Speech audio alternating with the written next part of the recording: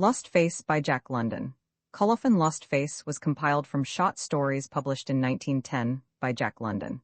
This ebook was produced for Standard eBooks by Sami Siddiqui and is based on a transcription produced in 2000 by David Price for Project Gutenberg and on digital scans from Google Books. The cover page is adapted from the Rocky Mountains, Landa's Peak, a painting completed in 1863 by Albert Bierstadt. The cover and title pages feature the League Spartan and Sots Mill Gaudi typefaces created in 2014 and 2009 by the League of Movable Type.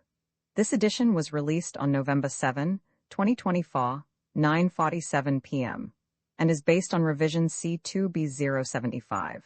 The first edition of this ebook was released on July 1, 2017, 7:42 p.m. You can check for updates to this ebook, view its revision history, or download it for different e-reading systems at standardbooksorg/ebooks/jacklondon/lostface. The volunteer-driven Standard eBooks project relies on readers like you to submit typos, corrections, and other improvements. Anyone can contribute at standardbooksorg. Trust all lines had been cast off, and the Seattle No. 4 was pulling slowly out from the shore. Her decks were piled high with freight and baggage and swarmed with a heterogeneous company of Indians, dogs and dogmushers, prospectors, traders, and homeward-bound gold seekers. A goodly portion of Dawson was lined up on the bank, saying goodbye. As the gangplank came in and the steamer nosed into the stream, the clamor of farewell became deafening. Also, in that 11th moment, everybody began to remember final farewell messages and to shout them back and forth across the widening stretch of water. Louis Bondel, curling his yellow mustache with one hand and languidly waving the other hand to his friends on shore, suddenly remembered something and sprang to the rail. "Oh, Fred?" he bawled. "Oh, Fred?" The Fred desired thrust a strapping pair of shoulders through the forefront of the crowd on the bank and tried to catch Louis Bondel's message. The latter grew red in the face with vain vociferation. Still the water widened between steamboat and shore. "Hey you, Captain Scott," he yelled at the pilot house. "Stop the boat!" The gongs clanged, and the big stern wheel reversed, then stopped. All hands on steamboat and on bank took advantage of this respite to exchange final, new, and imperative farewells. More futile than ever was Louis Bondel's effort to make himself heard. The Seattle No. 4 lost way and drifted downstream, and Captain Scott had to go ahead and reverse a second time. His head disappeared inside the pilot house, coming into view a moment later behind a big megaphone. Now, Captain Scott had a remarkable voice, and the "shut up" he launched at the crowd on deck and on shore could have been heard at the top of Moosehide Mountain and as far as Klondike City. This official remonstrance from the pilot house spread a film of silence over the tumult. "Now, what do you want to say?" Captain Scott demanded. "Tell Fred Churchill, he's on the bank there, tell him to go to McDonald. It's in his safe, a small gripsack of mine. Tell him to get it and bring it out when he comes." In the silence, Captain Scott bellowed the message ashore through the megaphone. "You, Fred Churchill, go to McDonald, in his safe, small gripsack, belongs to Louis Bondel, important. Bring it out when you come. Got it?" Churchill waved his hand in token that he had got it. In truth, had MacDonald, half a mile away, opened his window, he'd have got it too. The tumult of farewell rose again, the gongs clanged, and the Seattle No. 4 went ahead, swung out into the stream, turned on her heel, and headed down the Yukon, Bondel and Churchill, waving farewell and mutual affection to the last. That was in midsummer. In the fall of the year, the W.H. Willis started up the Yukon with 200 homeward-bound pilgrims on board. Among them was Churchill. In his stateroom, in the middle of a clothes bag, was Louis Bondel's grip. It was a small, stout leather affair, and its weight of 40 pounds always made Churchill nervous when he wandered too far from it. The man in the adjoining stateroom had a treasure of gold dust hidden similarly in a clothes bag, and the pair of them ultimately arranged to stand watch and watch. While one went down to eat, the other kept an eye on the 2 stateroom doors. When Churchill wanted to take a hand at whist, the other man mounted guard, and when the other man wanted to relax his soul, Churchill read 4 months old newspapers on a camp stool between the 2 doors. There were signs of an early winter, and the question that was discussed from dawn till dark, and far into the dark, was whether they would get out before the freeze-up, or be compelled to abandon the steamboat and tramp out over the ice. There were irritating delays. Twice the engines broke down and had to be tinkered up, and each time there were snow flurries to warn them of the imminence of winter. 9 times the W.H. Willis essayed to ascend the Five-Finger Rapids with her impaired machinery, and when she succeeded, she was 4 days behind her very liberal schedule. The question that then arose was whether or not the steamboat Flora would wait for her above the Box Canyon. The stretch of water between the head of the Box Canyon and the foot of the White Horse Rapids was unnavigable for steamboats, and passengers were transshipped at that point, walking around the rapids from one steamboat to the other. There were no telephones in the country, hence no way of informing the waiting Flora that the Willis was 4 days late, but coming. When the W.H. Willis pulled into White Horse, it was learned that the Flora had waited 3 days over the limit and had departed only a few hours before. Also, it was learned that she would tie up at Tagish Post till 9 o'clock Sunday morning. It was then 4 o'clock Saturday afternoon. The Pilgrims called a meeting. On board was a large Peterborough canoe consigned to the police post at the head of Lake Bennett. They agreed to be responsible for it and to deliver it. Next, they called for volunteers. 2 men were needed to make a race for the Flora. A score of men volunteered on the instant. Among them was Churchill, such being his nature that he volunteered before he thought of Bondell's gripsack. When this thought came to him, he began to hope that he would not be selected. But a man who had made a name as captain of a college football 11, as a president of an athletic club, as a dog musher and a stampter in the Yukon, and moreover, who possessed such shoulders as he, had no right to avoid the honor. It was thrust upon him and upon a gigantic German, Nick Antonsen. While a crowd of the Pilgrims, the canoe on their shoulders, started on a trot over the pottage, Churchill ran to his stateroom. He turned the contents of the clothes bag on the floor and caught up the grip, with the intention of entrusting it to the man next door. Then the thought smote him that it was not his grip, and that he had no right to let it out of his possession. So he dashed ashore with it, and ran up the pottage, changing it often from one hand to the other, and wondering if it really did not weigh more than 40 pounds. It was 4:30 in the afternoon when the 2 men started. The current of the 30-mile river was so strong that rarely could they use the paddles. It was out on one bank with a tow line over the shoulders, stumbling over the rocks, forcing a way through the underbrush, slipping at times and falling into the water, wading often up to the knees and waist. And then, when an insurmountable bluff was encountered, it was into the canoe, out paddles, and a wild and losing dash across the current to the other bank, in paddles, over the side, and out tow line again. It was exhausting work.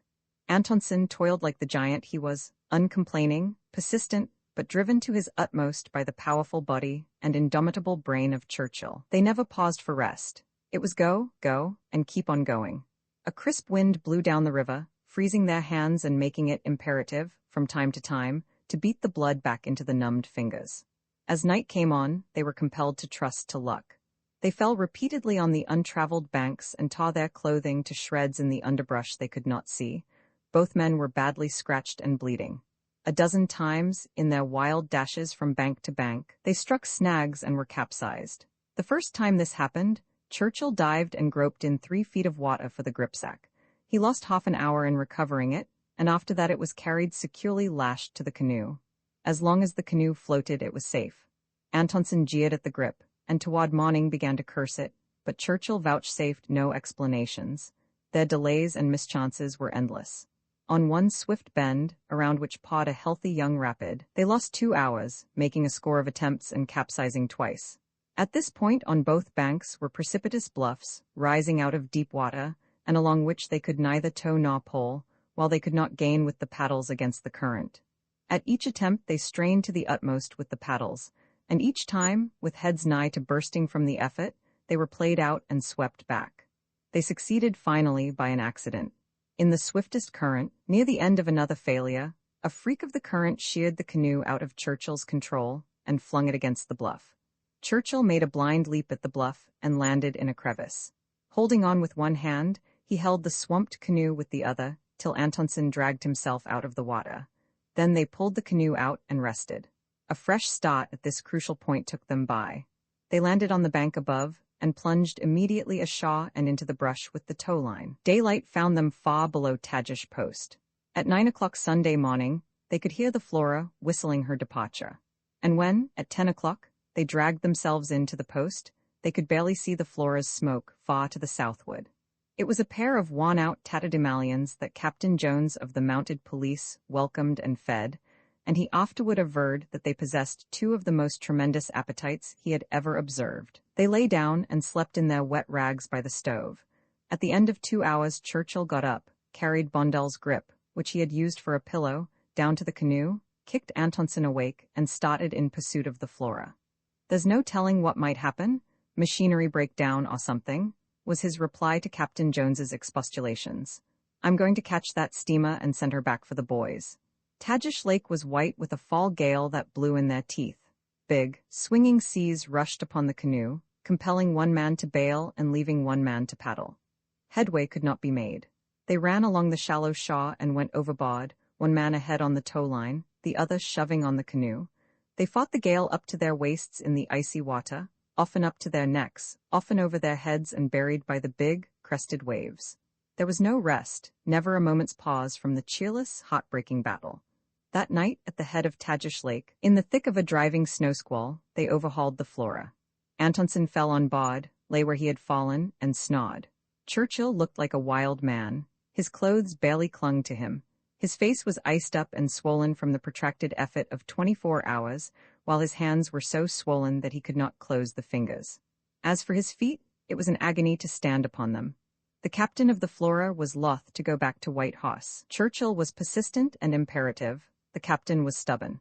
He pointed out finally that nothing was to be gained by going back, because the only ocean steamer at Daya, the Athenian, was to sail on Tuesday morning, and that he could not make the back trip to White Hoss and bring up the stranded pilgrims in time to make the connection. "What time does the Athenian sail?" Churchill demanded. 7 o'clock Tuesday morning. "All right," Churchill said, at the same time kicking a tattoo on the ribs of the snoring Antonsen. "You go back to Whitehome. We'll go ahead and hold the Athenian." Antonsen, stupid with sleep, not yet clothed in his waking mind, was bundled into the canoe, and did not realize what had happened till he was drenched with the icy spray of a big sea, and heard Churchill snarling at him through the darkness. "Paddle, can't you? Do you want to be swamped?" Daylight found them at Caribou Crossing, the wind dying down, and Antonsen too far gone to dip a paddle. Churchill grounded the canoe on a quiet beach, where they slept. He took the precaution of twisting his arm under the weight of his head. Every few minutes the pain of the pent circulation aroused him, whereupon he would look at his watch and twist the other arm under his head. At the end of 2 hours he fought with Antonsen to rouse him. Then they started. Lake Bennett, 30 miles in length, was like a mill pond, but halfway across, a gale from the south smote them and turned the water white. Hour after hour they repeated the struggle on Tagish, over the side, pulling and shoving on the canoe, up to their waists and necks, and over their heads in the icy water. Toward the last, the good-natured giant played completely out. Churchill drove him mercilessly, but when he pitched forward and bade fair to drown in 3 feet of water, the other dragged him into the canoe. After that, Churchill fought on alone, arriving at the police post at the head of Bennett in the early afternoon. He tried to help Antonsen out of the canoe, but failed. He listened to the exhausted man's heavy breathing and envied him when he thought of what he himself had yet to undergo. Antonsen could lie there and sleep, but he, behind time, must go on over mighty Chilkoot and down to the sea. The real struggle lay before him, and he almost regretted the strength that resided in his frame because of the torment it could inflict upon that frame. Churchill pulled the canoe up on the beach, seized Bondel's grip, and started on a limping dog trot for the police post. "There's a canoe down there, consigned to you from Dawson," he hurled at the officer who answered his knock. "And there's a man in it pretty near dead. Nothing serious, only played out. Take care of him. I've got to rush. Goodbye. Want to catch the Athenian." A mile pottage connected Lake Bennett and Lake Lindeman, and his last words he flung back off to him as he resumed the trot. It was a very painful trot, but he clenched his teeth and kept on, forgetting his pain most of the time in the fervent heat with which he regarded the gripsack. It was a severe handicap. He swung it from one hand to the other, and back again. He tucked it under his arm. He threw one hand over the opposite shoulder, and the bag bumped and pounded on his back as he ran along. He could scarcely hold it in his bruised and swollen fingers, and several times he dropped it. Once, in changing from one hand to the other, it escaped his clutch and fell in front of him, tripped him up, and threw him violently to the ground. At the far end of the pottage he bought an old set of pack straps for $1, and in them he swung the grip. Also, he chartered a launch to run him the 6 miles to the upper end of Lake Lindeman, where he arrived at 4 in the afternoon. The Athenian was to sail from Daya next morning at 7. Daya was 28 miles away, and between towered Chilkoot. He sat down to adjust his footgear for the long climb, and woke up. He had dozed the instant he sat down, though he had not slept 30 seconds. He was afraid his next doze might be longer, so he finished fixing his footgear standing up. Even then, he was overpowered for a fleeting moment. He experienced the flash of unconsciousness, becoming aware of it in midair, as his relaxed body was sinking to the ground, and as he caught himself together, he stiffened his muscles with a spasmodic wrench and escaped the fall. The sudden jerk back to consciousness left him sick and trembling.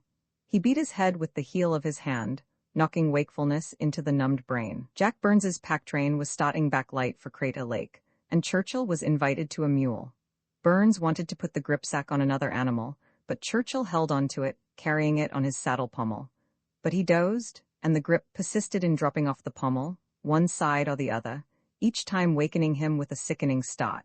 Then, in the early darkness, Churchill's mule brushed him against a projecting branch that laid his cheek open. To cap it, the mule blundered off the trail and fell, throwing rider and gripsack out upon the rocks. After that, Churchill walked, or stumbled rather, over the apology for a trail, leading the mule. Stray and awful odors, drifting from each side of the trail, told of the horses that had died in the rush for gold. But he did not mind. He was too sleepy. By the time Long Lake was reached, however, he had recovered from his sleepiness, and at Deep Lake he resigned the gripsack to Burns. But thereafter, by the light of the dim stars, he kept his eyes on Burns. There were not going to be any accidents with that bag. At Crater Lake, the pack train went into camp, and Churchill, slinging the grip on his back, started the steep climb for the summit. For the first time, on that precipitous wall, he realized how tired he was. He crept and crawled like a crab, burdened by the weight of his limbs. A distinct and painful effort of will was required each time he lifted a foot. An hallucination came to him that he was shod with lead, like a deep-sea diver, and it was all he could do to resist the desire to reach down and feel the lead. As for Bondal's gripsack, it was inconceivable that 40 pounds could weigh so much. It pressed him down like a mountain, and he looked back with unbelief to the year before, when he had climbed that same pass with 150 pounds on his back. If those loads had weighed 150 pounds, then Bondal's grip weighed 500. The first rise of the divide from Crater Lake was across a small glacier. Here was a well-defined trail. But above the glacier, which was also above timberline, was naught but a chaos of naked rock and enormous boulders. There was no way of seeing the trail in the darkness, and he blundered on, paying thrice the ordinary exertion for all that he accomplished. He won the summit in the thick of howling wind and driving snow, providentially stumbling upon a small, deserted tent, into which he crawled. There he found and bolted some ancient fried potatoes and half a dozen raw eggs. When the snow ceased and the wind eased down, he began the almost impossible descent.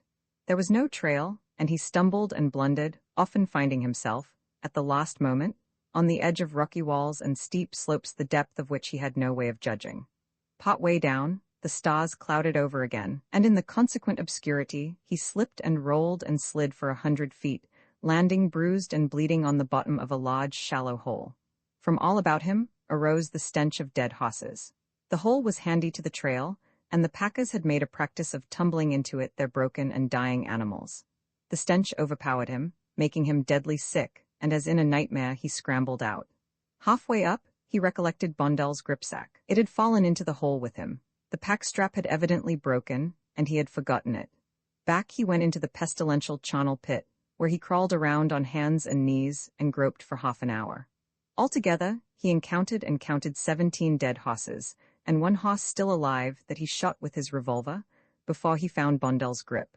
Looking back upon a life that had not been without valor and achievement, he unhesitatingly declared to himself that this return after the grip was the most heroic act he had ever performed.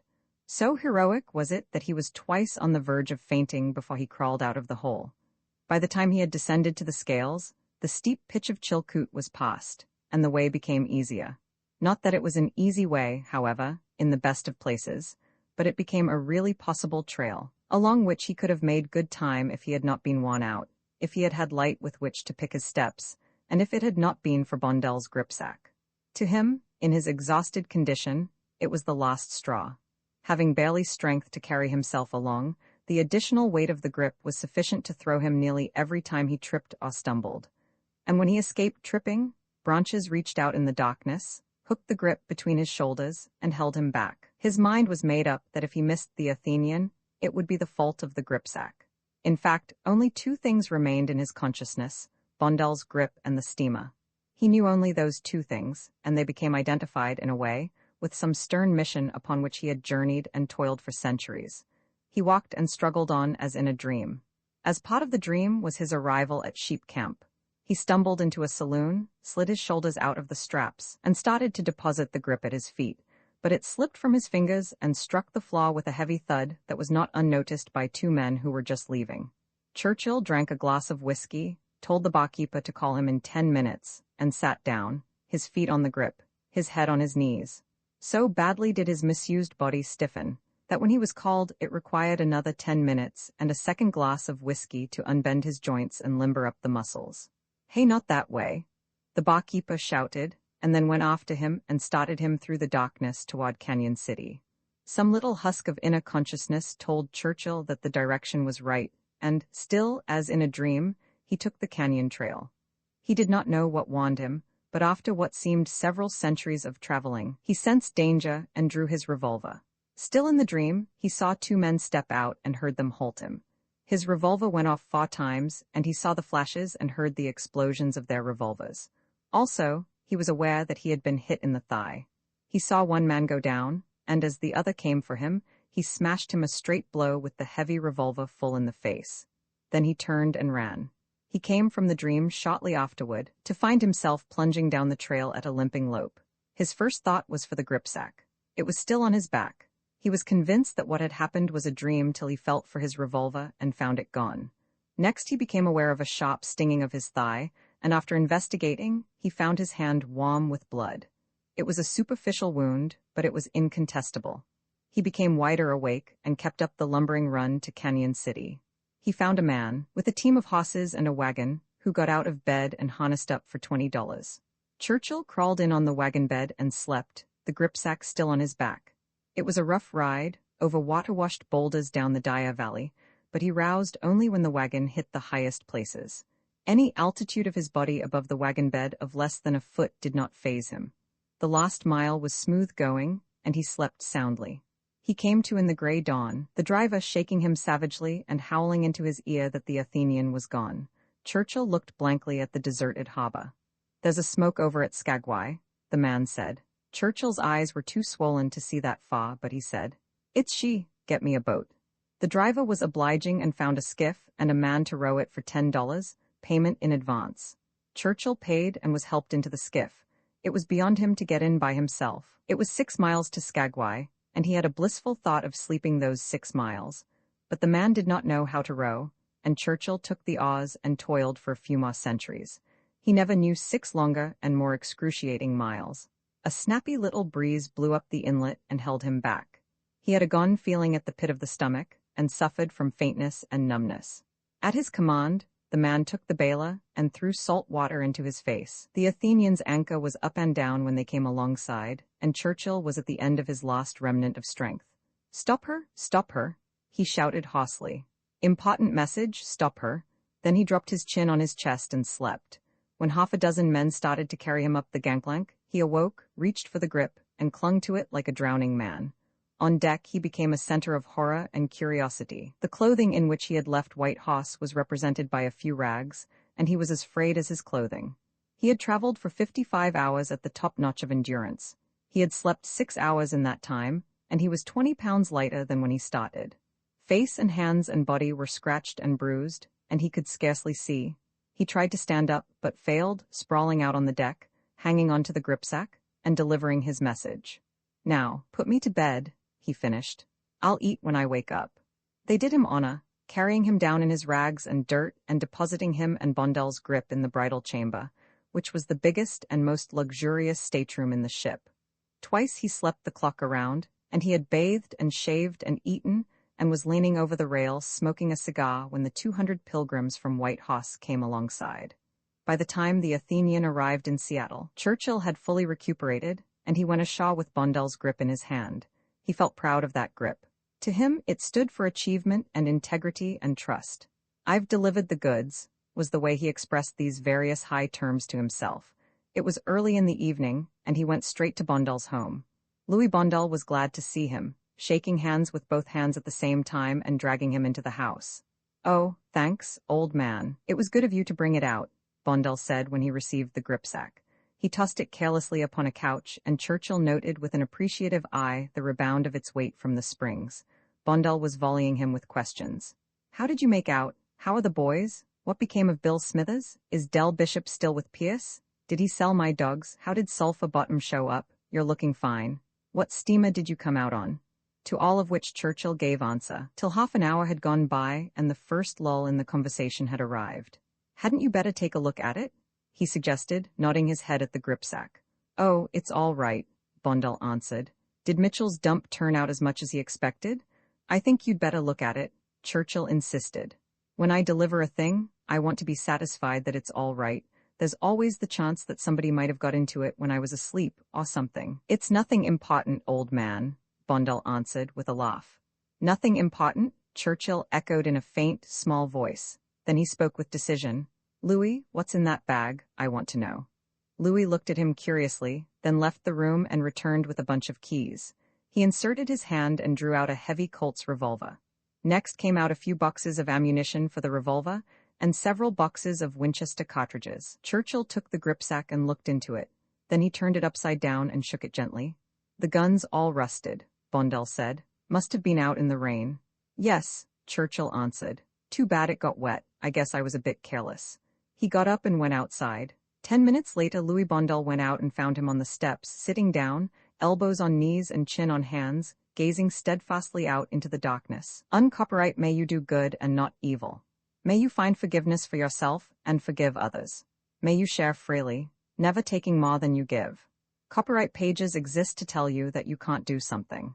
Unlike them, this uncopyright page exists to tell you that the writing and artwork in this ebook are believed to be in the United States public domain. That is, they are believed to be free of copyright restrictions in the United States. The United States public domain represents our collective cultural heritage, and items in it are free for anyone in the United States to do almost anything at all with, without having to get permission. Copyright laws are different all over the world, and the source text or artwork in this ebook may still be copyrighted in other countries. If you're not located in the United States, you must check your local laws before using this ebook. Standard ebooks makes no representations regarding the copyright status of the source text or artwork in this ebook in any country other than the United States. Non-authorship activities performed on items that are in the public domain, so-called sweat of the brow work, don't create a new copyright. That means that nobody can claim a new copyright on an item that is in the public domain for, among other things, work like digitization, mock-up, or typography.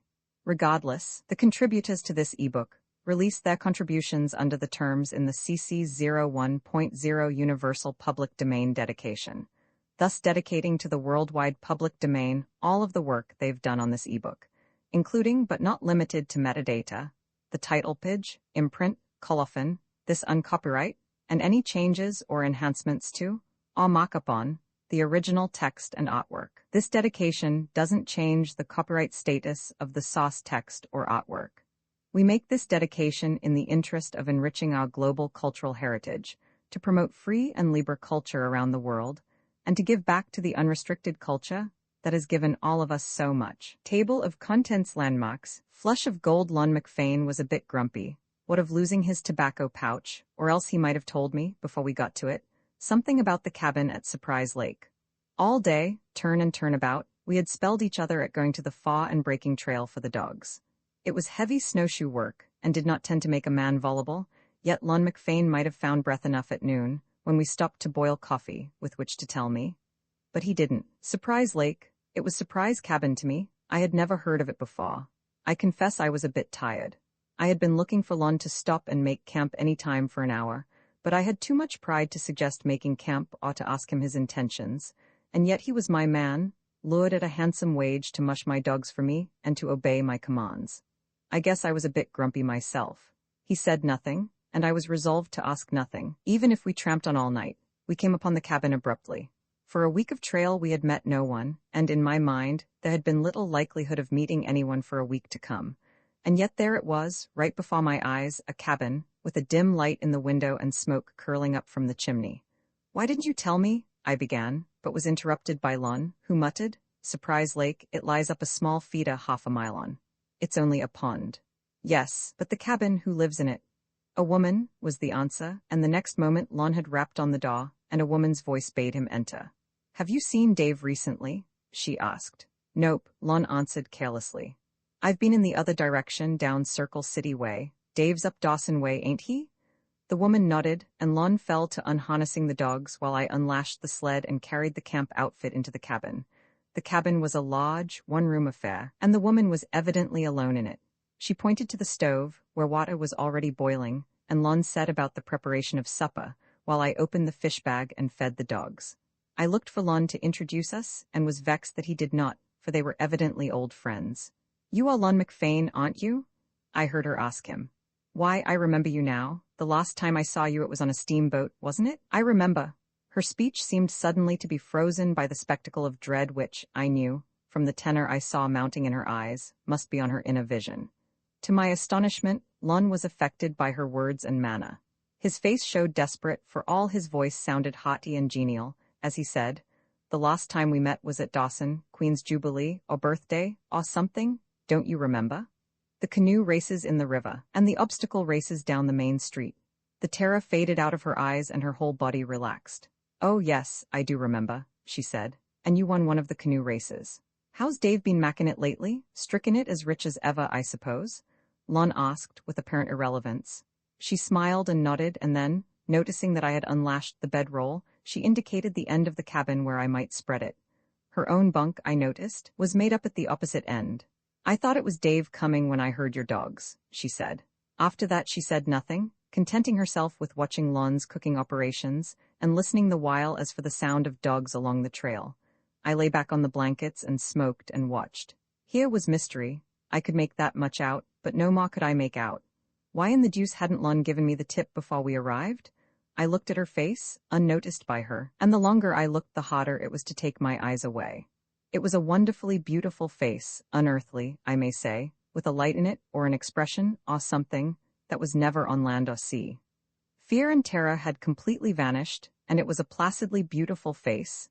If by placid, one can characterize that intangible and occult something that I cannot say was a radiance or a light any more than I can say it was an expression. Abruptly, as if for the first time, she became aware of my presence. "Have you seen Dave recently?" she asked me. It was on the tip of my tongue to say, "Dave who?" when Lon coughed in the smoke that arose from the sizzling bacon. The bacon might have caused that cough, but I took it as a hint and left my question unasked. "No, I haven't," I answered. "I'm new in this part of the country." "But you don't mean to say," she interrupted, "that you've never heard of Dave, of Big Dave Walsh?" "You see," I apologized, "I'm new in the country. I've put in most of my time in the lower country, down Nome Way." "Tell him about Dave," she said to Lon. Lon seemed put out, but he began in that hearty, genial manner that I had noticed before. It seemed a shade too hearty and genial, and it irritated me. "Oh, Dave is a fine man," he said. "He's a man, every inch of him, and he stands 6'4" in his socks. His word is as good as his bond. The man lies whoever says Dave told a lie, and that man will have to fight with me, too, as well, if there's anything left of him when Dave gets done with him. For Dave is a fighter? Oh, yes, he's a scrapper from way back. He got a grizzly with a .38 popgun. He got clawed some, but he knew what he was doing. He went into the cave on purpose to get that grizzly, 'fraid of nothing. Free and easy with his money, or his lost shirt and match went out of money. Why, he drained Surprise Lake here in 3 weeks and took out 90,000, didn't he?" She flushed and nodded her head proudly. Through his recital she had followed every word with keenest interest. "And I must say," Lon went on, "that I was disappointed sore on not meeting Dave here tonight." Lon served supper at one end of the table of whipsawed spruce, and we fell to eating. A howling of the dogs took the woman to the door. She opened it an inch and listened. "Where is Dave Walsh?" I asked, in an undertone. "Dead," Lon answered. "In hell, maybe, I don't know." "Shut up." "But you just said that you expected to meet him here tonight," I challenged. "Oh, shut up, can't you?" was Lon's reply, in the same cautious undertone. The woman had closed the door and was returning, and I sat and meditated upon the fact that this man who told me to shut up received from me a salary of $250 a month and his board.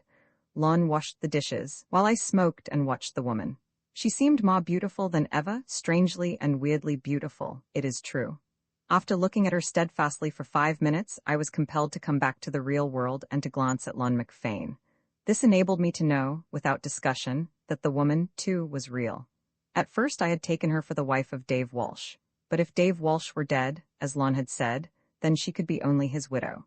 It was early to bed, for we faced a long day on the morrow, and as Lon crawled in beside me under the blankets, I ventured a question. "That woman's crazy, isn't she?" "Crazy as a loon," he answered. And before I could formulate my next question, Lon McFane, I swear, was off to sleep. He always went to sleep that way, just crawled into the blankets, closed his eyes, and was off, a demure little heavy breathing rising on the air. Lon never snored. And in the morning it was quick breakfast, feed the dogs, load the sled, and hit the trail. We said goodbye as we pulled out, and the woman stood in the doorway and watched us off. I carried the vision of her unearthly beauty away with me, just under my eyelids, and all I had to do, any time, was to close them and see her again. The way was unbroken, Surprise Lake being far off the traveled trails, and Lon and I took turnabout at beating down the feathery snow with our big, webbed shoes so that the dogs could travel. "But you said you expected to meet Dave Walsh at the cabin," trembled on the tip of my tongue a score of times. I did not utter it. I could wait until we knocked off in the middle of the day. And when the middle of the day came, we went right on, for, as Lon explained, there was a camp of moose hunters at the Fox of the Teelee, and we could make there by dark. But we didn't make there by dark, for Bright, the lead dog, broke his shoulder blade, and we lost an hour over him before we shot him. Then, crossing a timber jam on the frozen bed of the Teelee, the sled suffered a wrenching capsize, and it was a case of make camp and repair the runner. I cooked supper and fed the dogs while Lon made the repairs, and together we got in the night's supply of ice and firewood. Then we sat on our blankets, our moccasins steaming on appended sticks before the fire, and had our evening smoke. "You didn't know her?" Lon queried suddenly. I shook my head. "You noticed the color of her hair and eyes and her complexion? Well, that's where she got her name. She was like the first warm glow of a golden sunrise. She was called Flush of Gold. Ever heard of her?" Somewhere I had a confused and misty remembrance of having heard the name, yet it meant nothing to me. "Flush of Gold?" I repeated. "Sounds like the name of a dance house girl." Lon shook his head. "No, she was a good woman, at least in that sense, though she sinned greatly just the same. But why do you speak always of her in the past tense as though she were dead?" "Because of the darkness on her soul that is the same as the darkness of death. The Flush of Gold that I knew, that Dawson knew, and that 40 Mile knew before that, is dead. That dumb, lunatic creature we saw last night was not Flush of Gold." "And Dave?" I queried. "He built that cabin," Lon answered. "He built it for her, and for himself. He is dead. She is waiting for him there. She half believes he is not dead. But who can know the whim of a crazed mind? Maybe she wholly believes he is not dead. At any rate, she waits for him there in the cabin he built. Who would rouse the dead? Then who would rouse the living that are dead? Not I, and that is why I led on to expect to meet Dave Walsh there last night. I'll bet a stack that I'd have been more surprised than she if I had met him there last night." "I do not understand," I said. "Begin at the beginning, as a white man should, and tell me the whole tale." And Lon began. Victor Chauvet was an old Frenchman, born in the south of France. He came to California in the days of gold. He was a pioneer. He found no gold, but instead became a maker of bottled sunshine, in short, a grape grower and winemaker. Also, he followed gold excitements. That is what brought him to Alaska in the early days, and over the Chilkoot and down the Yukon long before the Comox strike. The old town site of 10 Mile was Chauvet's. He carried the first mail into Arctic City. He staked those coal mines on the Porcupine a dozen years ago. He grub-staked Loftus into the Nippenuk country. Now, it happened that Victor Chauvet was a good Catholic, loving two things in this world, wine and woman. Wine of all kinds he loved, but of woman, only one, and she was the mother of Marie Chauvet. Here I groaned aloud, having meditated beyond self-control over the fact that I paid this man $250 a month. "What's the matter now?" he demanded. "Matter?" I complained. "I thought you were telling the story of Flush of Gold. I don't want a biography of your old French wine bibber." Lon calmly lighted his pipe, took one good puff, then put the pipe aside. "And you asked me to begin at the beginning," he said. "Yes," said I, "the beginning. And the beginning of Flush of Gold is the old French wine bibber, for he was the father of Marie Chauvet, and Marie Chauvet was the Flush of Gold." "What more do you want?" Victor Chauvet never had much luck to speak of. He managed to live and to get along, and to take good care of Marie, who resembled the one woman he had loved. He took very good care of her. Flush of Gold was the pet name he gave her. Flush of Gold Creek was named after her. Flush of Gold town site too. The old man was great on town sites, only he never landed them. Now, honestly, Lon said, with one of his lightning changes, you've seen her. What do you think of her looks, I mean? How does she strike your beauty sense? She is remarkably beautiful, I said. I never saw anything like her in my life. In spite of the fact last night that I guessed she was mad, I could not keep my eyes off of her. It wasn't curiosity. It was wonder, sheer wonder. She was so strangely beautiful. She was more strangely beautiful before the darkness fell upon her, Lon said softly. She was truly the flush of gold. She turned all men's hearts and heads. She recalls with an effort that I once won a canoe race at Dawson, I, who once loved her, and was told by her of her love for me. It was her beauty that made all men love her. She'd have got the apple from Paris on application, and there wouldn't have been any Trojan War, and to top it off she'd have thrown Paris down. And now she lives in darkness, and she who was always fickle, for the first time is constant, and constant to a shade, to a dead man she does not realize is dead. And this is the way it was. You remember what I said last night of Dave Walsh? Big Dave Walsh? He was all that I said and more, many times more. He came into this country in the late 80s, that's a pioneer for you. He was 20 years old then. He was a young bull. When he was 25, he could lift clear of the ground 13 50-pound sacks of flour. At first, each fall of the year, famine drove him out. It was a lone land in those days. No river steamboats, no grub, nothing but salmon bellies and rabbit tracks.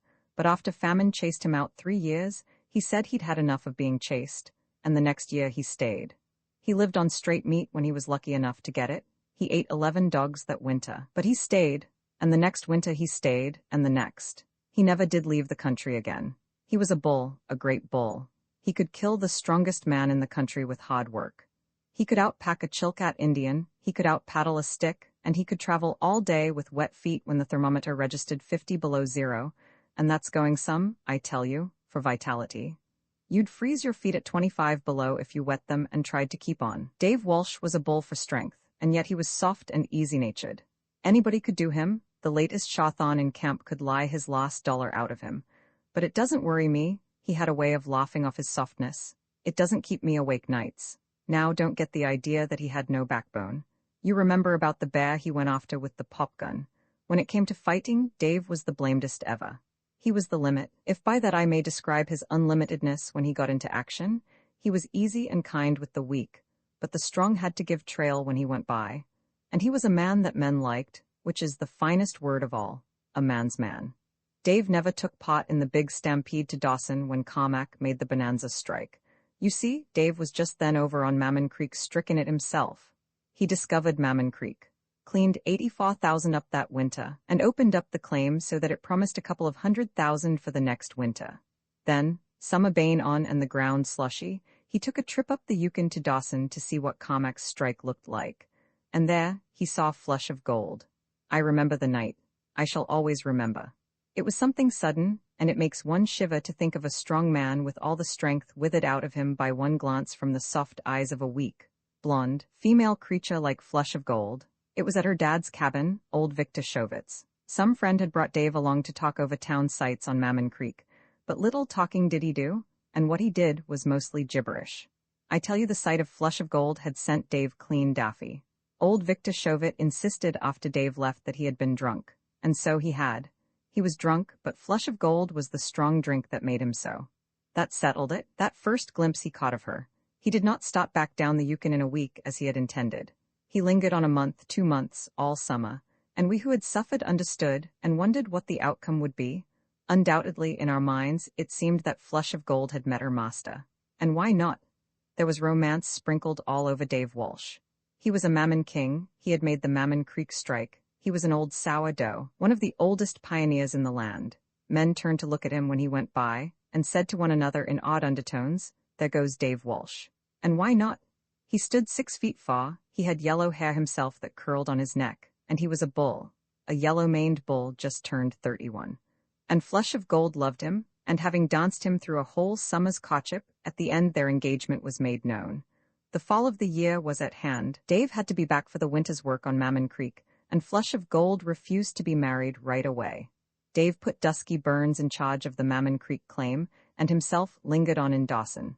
Little use. She wanted her freedom a while longer, she must have it, and she would not marry until next year. And so, on the first ice, Dave Walsh went alone down the Yukon behind his dogs, with the understanding that the marriage would take place when he arrived on the first steamboat of the next year. Now Dave was as true as the pole star, and she was as false as a magnetic needle in a cargo of lodestone. Dave was as steady and solid as she was fickle and flyaway, and in some way Dave, who never doubted anybody, doubted her. It was the jealousy of his love, perhaps, and maybe it was the message ticked off from her soul to his. But at any rate, Dave was worried by fear of her inconstancy. He was afraid to trust her till the next year, he had so to trust her, and he was pretty well beside himself. Some of it I got from old Victor Chauvet afterwards, and from all that I have pieced together, I conclude that there was something of a scene before Dave pulled north with his dogs. He stood up before the old Frenchman, with Flush of Gold beside him, and announced that they were plighted to each other. He was very dramatic, with fire in his eyes, old Victor said. He talked something about until death do us part, and old Victor especially remembered that at one place, Dave took her by the shoulder with his great paw, and almost shook her as he said, "Even unto death are you mine, and I would rise from the grave to claim you." Old Victor distinctly remembered those words, "Even unto death are you mine, and I would rise from the grave to claim you." And he told me afterwards that Flush of Gold was pretty badly frightened, and that he afterwards took Dave to one side privately, and told him that that wasn't the way to hold Flush of Gold, that he must humor her and gentle her if he wanted to keep her. There is no discussion in my mind but that Flush of Gold was frightened. She was a savage herself in her treatment of men, while men had always treated her as a soft and tender, and too utterly as something that must not be hurt. She didn't know what harshness was, until Dave Walsh, standing his 6 feet far, a big bull, gripped her and pawed her and assured her that she was his until death, and then some. And besides, in Dawson, that winter, was a music player, one of those macaroni-eating, greasy tenor Italian dago propositions, and Flush of Gold lost her heart to him. Maybe it was only fascination, I don't know. Sometimes it seems to me that she really did love Dave Walsh. Perhaps it was because he had frightened her with that "even unto death, rise from the grave" stunt of his that she in the end inclined to the dago music player. But it is all guesswork, and the facts are sufficient. He wasn't a dago, he was a Russian count, this was straight, and he wasn't a professional piano player or anything of the sort. He played the violin and the piano, and he sang well, but it was for his own pleasure and for the pleasure of those he sang for. He had money, too, and right here let me say that Flush of Gold never cared a rap for money. She was fickle, but she was never sodded. But to be getting along. She was plighted to Dave, and Dave was coming up on the first steamboat to get her. That was the summer of '98, and the first steamboat was to be expected the middle of June, and Flush of Gold was afraid to throw Dave down and face him afterwards. It was all planned suddenly. The Russian music player, the Count, was her obedient slave. She planned it, I know. I learned as much from old Victor afterwards. The Count took his orders from her and caught that first steamboat down. It was the Golden Rocket, and so did Flush of Gold catch it. And so did I. I was going to Circle City, and I was flabbergasted when I found Flush of Gold on board. I didn't see her name down on the passenger list. She was with the Count fellow all the time, happy and smiling, and I noticed that the Count fellow was down on the list as having his wife along. There it was, stateroom, number, and all. The first I knew that he was married, only I didn't see anything of the wife, unless Flush of Gold was so counted. I wondered if they'd got married ashore before starting. There'd been talk about them in Dawson, you see, and bets had been laid that the Count fellow had cut Dave out. I talked with the purser. He didn't know anything more about it than I did. He didn't know Flush of Gold anyway, and besides, he was almost rushed to death. You know what a Yukon steamboat is, but you can't guess what the Golden Rocket was when it left Dawson that June of 1898. She was a Hummer. Being the first steamer out, she carried all the scurvy patients and hospital wrecks. Then she must have carried a couple of millions of Klondike dust and nuggets, to say nothing of a packed and jammed passenger list, deck passengers galore, and bucks and squaws and dogs without end. And she was loaded down to the gods with freight and baggage. There was a mountain of the same on the follow deck, and each little stop along the way added to it. I saw the box come aboard at Teely Pottage, and I knew it for what it was, though I little guessed the joker that was in it, and they piled it on top of everything else on the follow deck, and they didn't pile it any too securely either. The mate expected to come back to it again, and then forgot about it. I thought at the time that there was something familiar about the big husky dog that climbed over the baggage and freight and lay down next to the box. And then we passed the Glendale, bound up for Dawson. As she saluted us, I thought of Dave on board of her, and hurrying to Dawson, to Flush of Gold. I turned and looked at her where she stood by the rail. Her eyes were bright, but she looked a bit frightened by the sight of the other steamer, and she was leaning closely to the Count fellow as for protection. She needn't have leaned so safely against him, and I needn't have been so sure of a disappointed Dave Walsh arriving at Dawson. For Dave Walsh wasn't on the Glendale. There were a lot of things I didn't know, but was soon to know, for instance, that the pair were not yet married. Inside half an hour preparations for the marriage took place. What of the sick men in the main cabin, and of the crowded condition of the Golden Rocket? The likeliest place for the ceremony was found forward, on the lower deck, in an open space next to the rail and gangplank, and shaded by the mountain of freight with the big box on top and the sleeping dog beside it. There was a missionary on board, getting off at Eagle City, which was the next step, so they had to use him quick. That's what they'd planned to do, get married on the boat. But I've run ahead of the facts. The reason Dave Walsh wasn't on the Glendale was because he was on the Golden Rocket. It was this way. After loitering in Dawson on account of Flush of Gold, he went down to Mammon Creek on the ice. And there he found Dusky Burns doing so well with the claim, there was no need for him to be around. So he put some grub on the sled, harnessed the dogs, took an Indian along, and pulled out for Surprise Lake. He always had a liking for that section. Maybe you don't know how the creek turned out to be a fawflusher, but the prospects were good at the time, and Dave proceeded to build his cabin and hers. That's the cabin we slept in. After he finished it, he went off on a moose hunt to the Fox of the Teely, tacking the Indian along. And this is what happened. Came on a cold snap. The juice went down 40, 50, 60 below zero. I remember that snap. I was at 40 mile, and I remember the very day. At 11 o'clock in the morning, the spirit thermometer at the NAT&T Company's star went down to 75 below zero. And that morning, near the Fox of the Teely, Dave Walsh was out after moose with that blessed Indian of his. I got it all from the Indian afterwards. We made a trip over the ice together to Dyer. That morning, Mr. Indian broke through the ice and wet himself to the waist. Of course he began to freeze right away. The proper thing was to build a fire, but Dave Walsh was a bull. It was only half a mile to camp where a fire was already burning. What was the good of building another?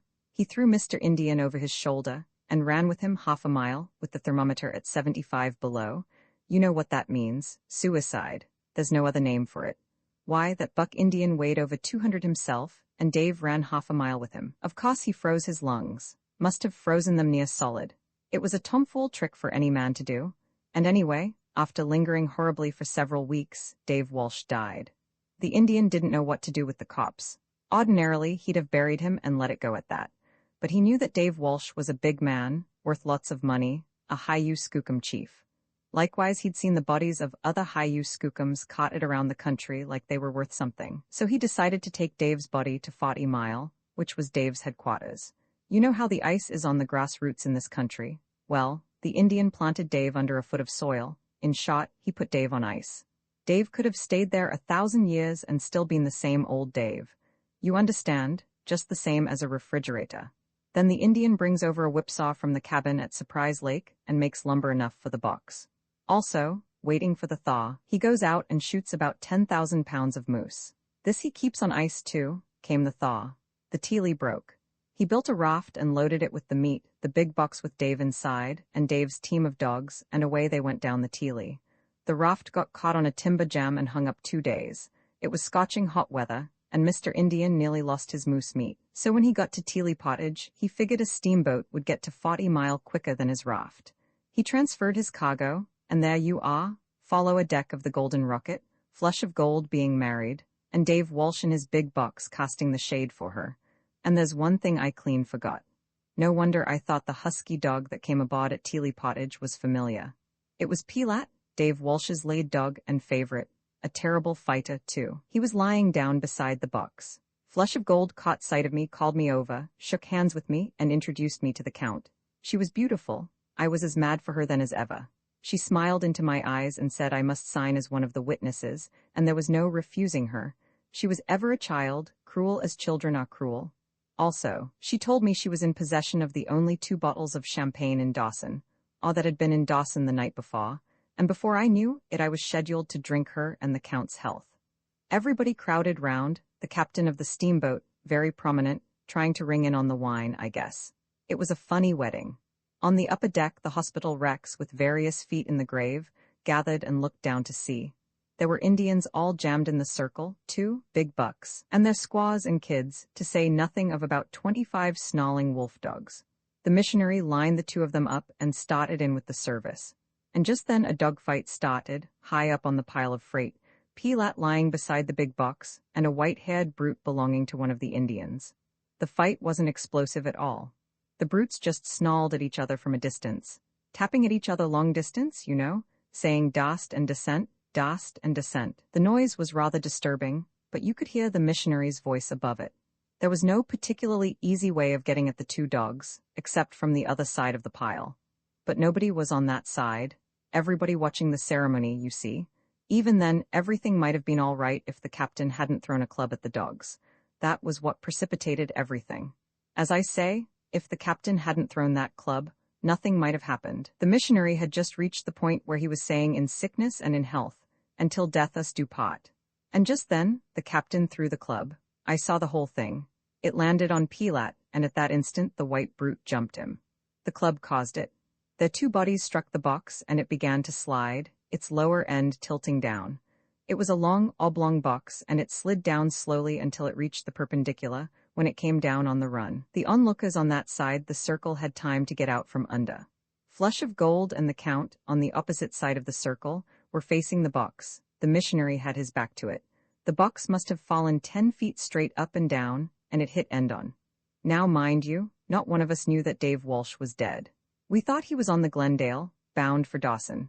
The missionary had edged off to one side, and so Flush of Gold faced the box when it struck. It was like in a play.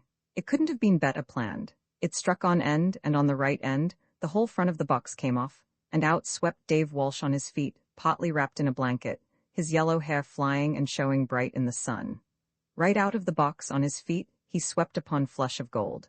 She didn't know he was dead, but it was unmistakable, after hanging up 2 days on a timber jam, that he was rising all right from the dead to claim her. Possibly that is what she thought. At any rate, the sight froze her. She couldn't move. She just sort of wilted and watched Dave Walsh coming for her, and he got her. It looked almost as though he threw his arms around her, but whether or not this happened, down to the deck they went together. We had to drag Dave Walsh's body clear before we could get hold of her. She was in a faint, but it would have been just as well if she had never come out of that faint, for when she did, she fell to screaming the way insane people do. She kept it up for hours, till she was exhausted. Oh yes, she recovered. You saw her last night and know how much recovered she is. She is not violent, it is true, but she lives in darkness. She believes that she is waiting for Dave Walsh, and so she waits in the cabin he built for her. She is no longer fickle. It is 9 years now that she has been faithful to Dave Walsh, and the outlook is that she'll be faithful to him to the end. Lon McFane pulled down the top of the blankets and prepared to crawl in. We have her grub hauled to her each year, he added, and in general keep an eye on her. Last night was the first time she ever recognized me, though. Who are the we? I asked. Oh, was the answer, the Count and old Victor Chauvet and me. Do you know, I think the Count is the one to be really sorry for. Dave Walsh never did know that she was false to him, and she does not suffer. Her darkness is merciful to her. I lay silently under the blankets for the space of a minute. Is the Count still in the country? I asked, but there was a gentle sound of heavy breathing, and I knew Lon McFane was asleep. Imprint this ebook is the product of many hours of hard work by volunteers for Standard eBooks, and builds on the hard work of other literature lovers made possible by the public domain. This particular ebook is based on a transcription from Project Gutenberg and on digital scans from Google Books. The source text and artwork in this ebook are believed to be in the United States public domain. That is, they are believed to be free of copyright restrictions in the United States. They may still be copyrighted in other countries, so users located outside of the United States must check their local laws before using this ebook. The creators of, and contributors to, this ebook dedicate their contributions to the worldwide public domain via the terms in the CC 01.0 Universal Public Domain dedication. For full license information, see the uncopyright at the end of this ebook. Standard eBooks is a volunteer-driven project that produces ebook editions of public domain literature using modern typography, technology, and editorial standards, and distributes them free of cost. You can download this and other ebooks carefully produced for true book lovers, at Standard Booksog. Lost face, it was the end. Subienkow had traveled a long trail of bitterness and horror, homing like a dove for the capitals of Europe. And here, farther away than ever, in Russian America, the trail ceased. He sat in the snow, arms tied behind him, waiting the torture. He stared curiously before him at a huge Cossack, prone in the snow, moaning in his pain. The men had finished handling the giant and turned him over to the women. That they exceeded the fiendishness of the men, the man's cries attested. Subienkow looked on and shuddered. He was not afraid to die. He had carried his life too long in his hands on that weary trail from Warsaw to Nulato to shudder at mere dying. But he objected to the torture. It offended his soul, and this offense, in turn, was not due to the mere pain he must endure, but to the sorry spectacle the pain would make of him. He knew that he would pray and beg and entreat, even as Big Ivan and the others that had gone before. This would not be nice. To pass out bravely and cleanly, with a smile and a jest, that would have been the way. But to lose control, to have his soul upset by the pangs of the flesh, to screech and gibber like an ape, to become the veriest beast, that was what was so terrible. There had been no chance to escape. From the beginning, when he dreamed the fiery dream of Poland's independence, he had become a puppet in the hands of fate. From the beginning, at Warsaw, at St. Petersburg, in the Siberian mines, in Kamchatka, on the crazy boats of the fur thieves, fate had been driving him to this end. Without doubt, in the foundations of the world was graved this end for him who was so fine and sensitive, whose nerves scarcely sheltered under his skin, who was a dreamer and a poet and an artist.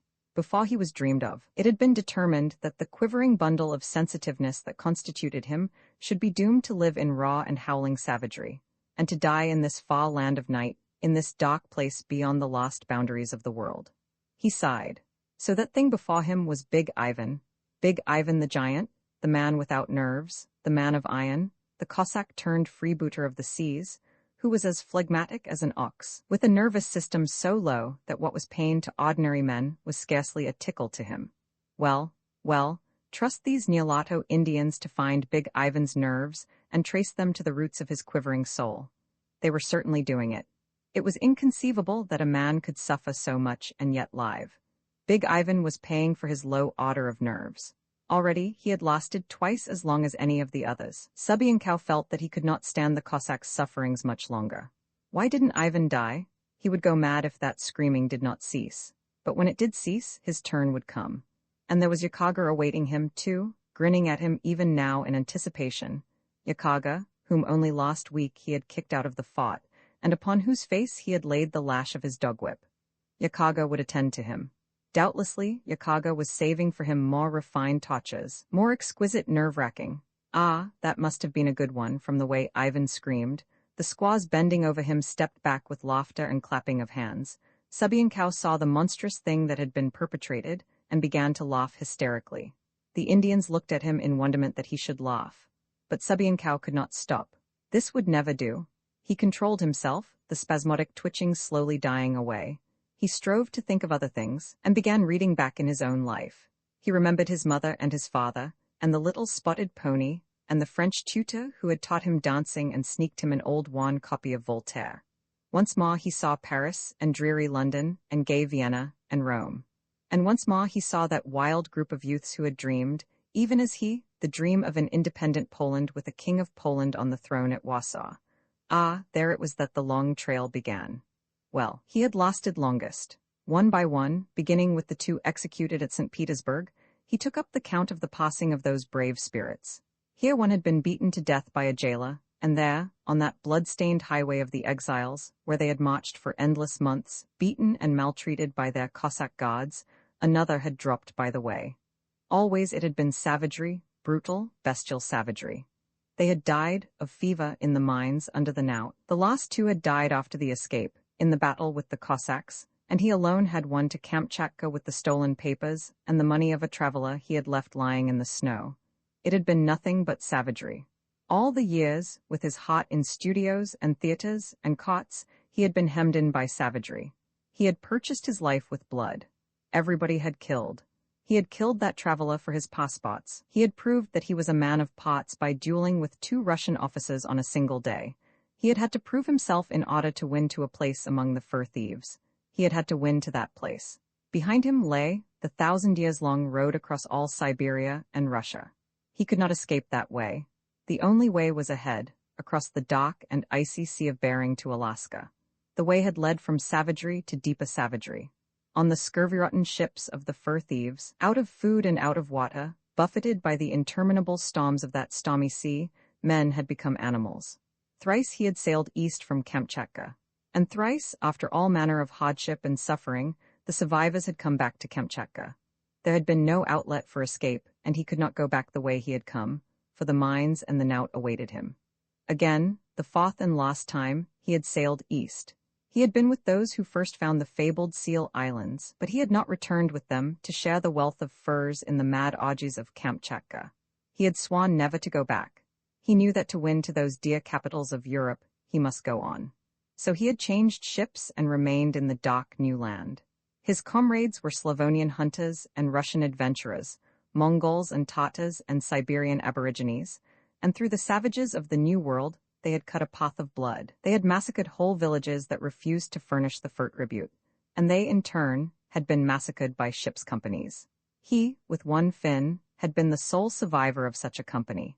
They had spent a winter of solitude and starvation on a lonely Aleutian isle, and their rescue in the spring by another fur ship had been one chance in 1,000.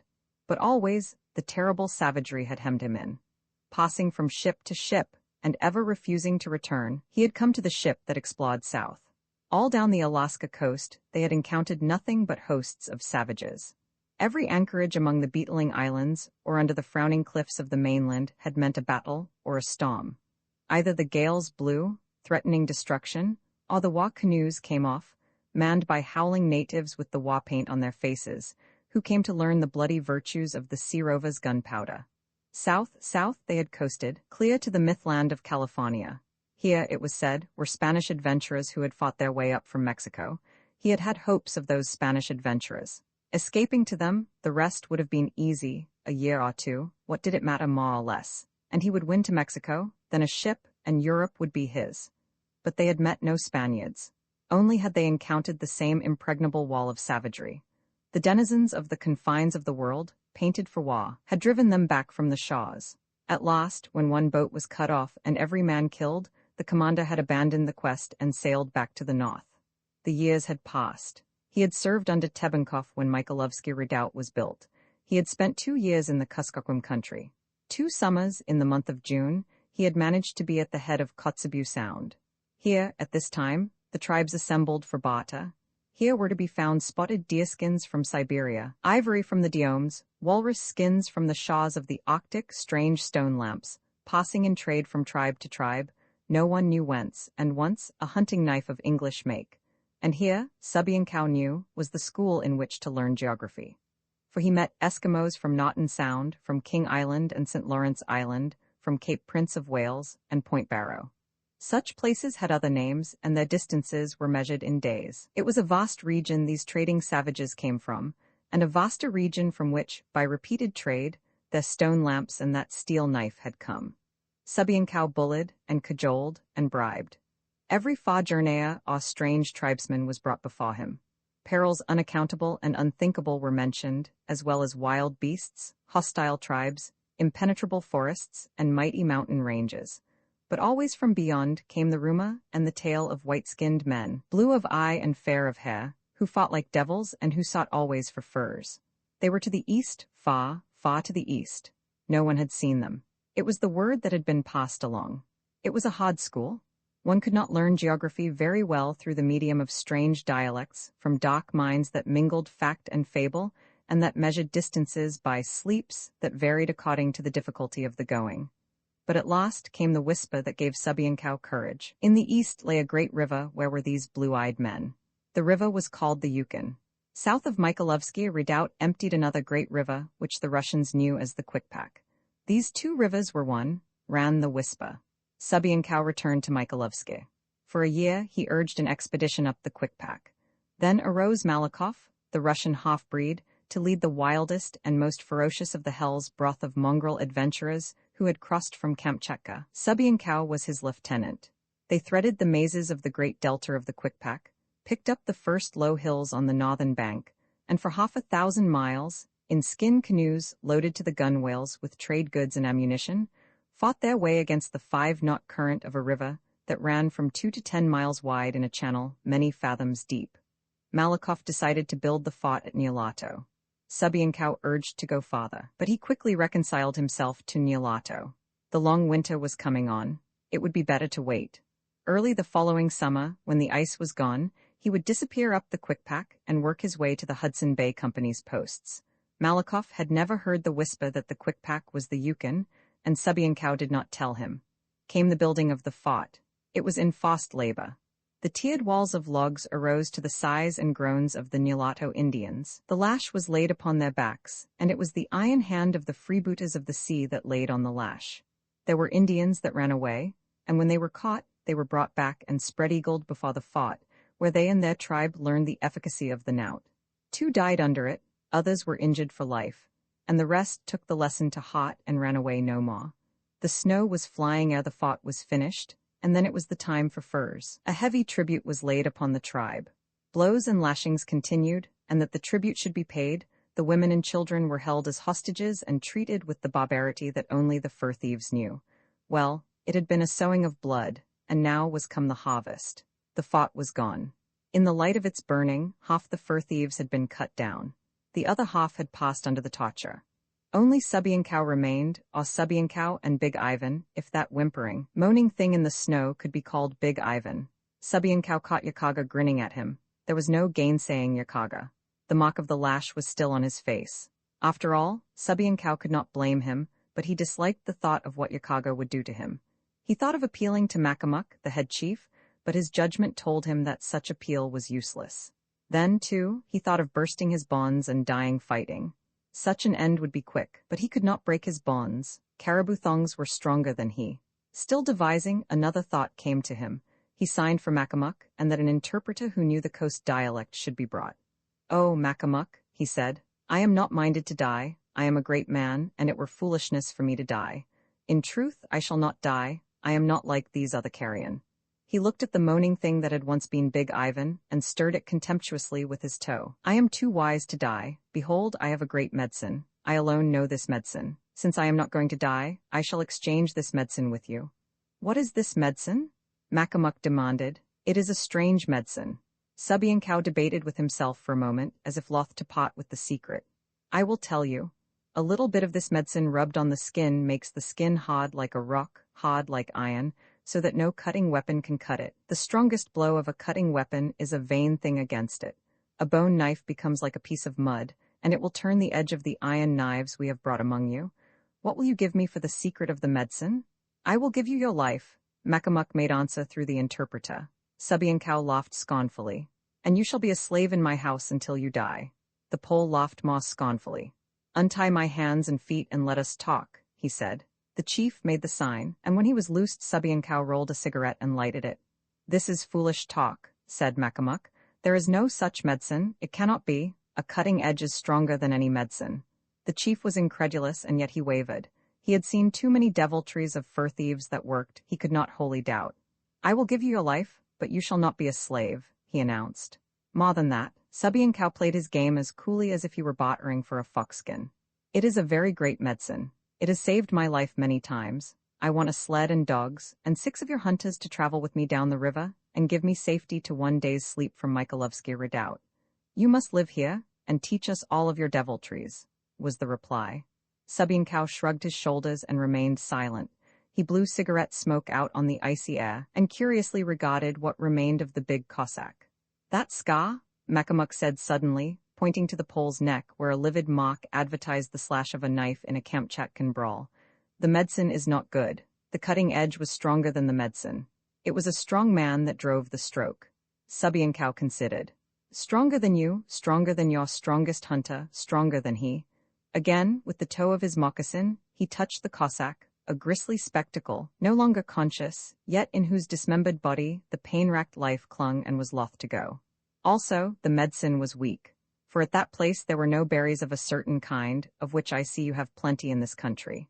The medicine here will be strong. "I will let you go down river," said Makamuk, "and the sled and the dogs and the 6 hunters to give you safety shall be yours. You are slow, was the cool rejoinder. You have committed an offense against my medicine in that you did not at once accept my terms. Behold, I now demand more. I want 100 beaver skins. Makamuk sneered.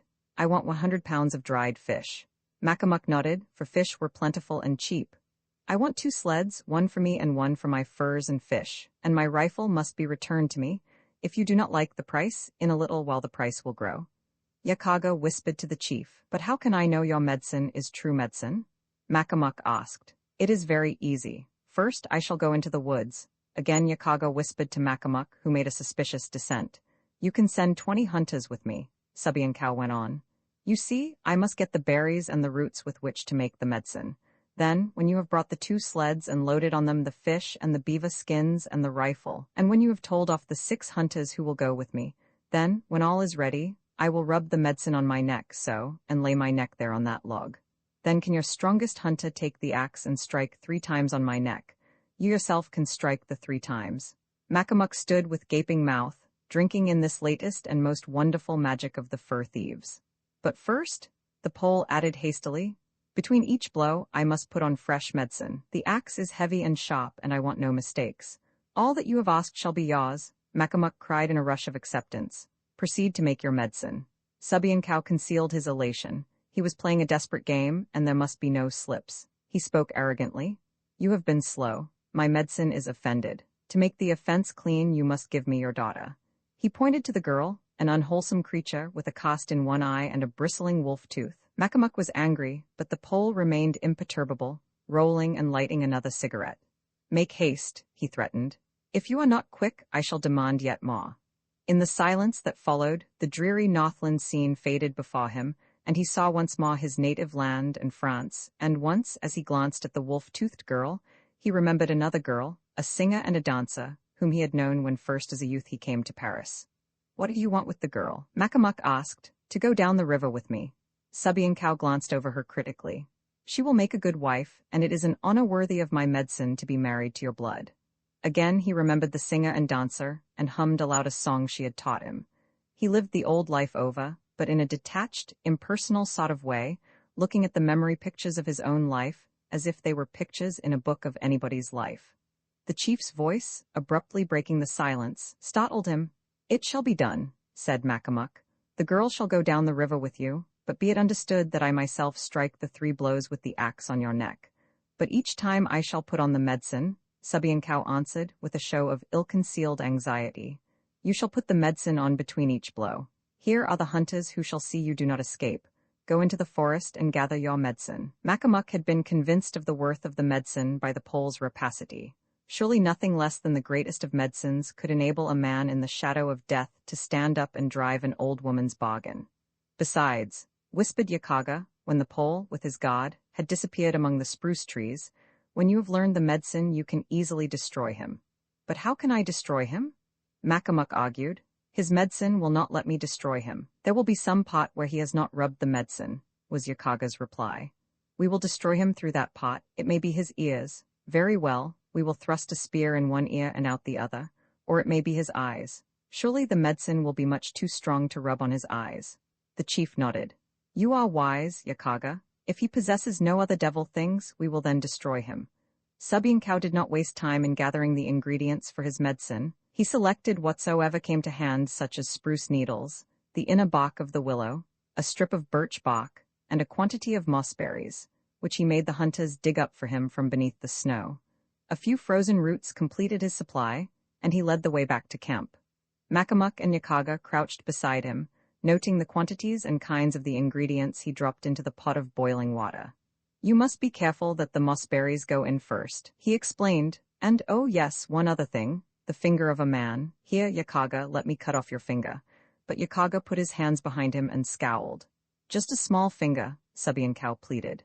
Yakaga, give him your finger, Makamuk commanded. There be plenty of fingers lying around, Yakaga grunted, indicating the human wreckage in the snow of the score of persons who had been tortured to death. It must be the finger of a live man, the Pole objected. Then shall you have the finger of a live man. Yakaga strode over to the Cossack and sliced off a finger. He is not yet dead, he announced, flinging the bloody trophy in the snow at the Pole's feet. Also, it is a good finger because it is large.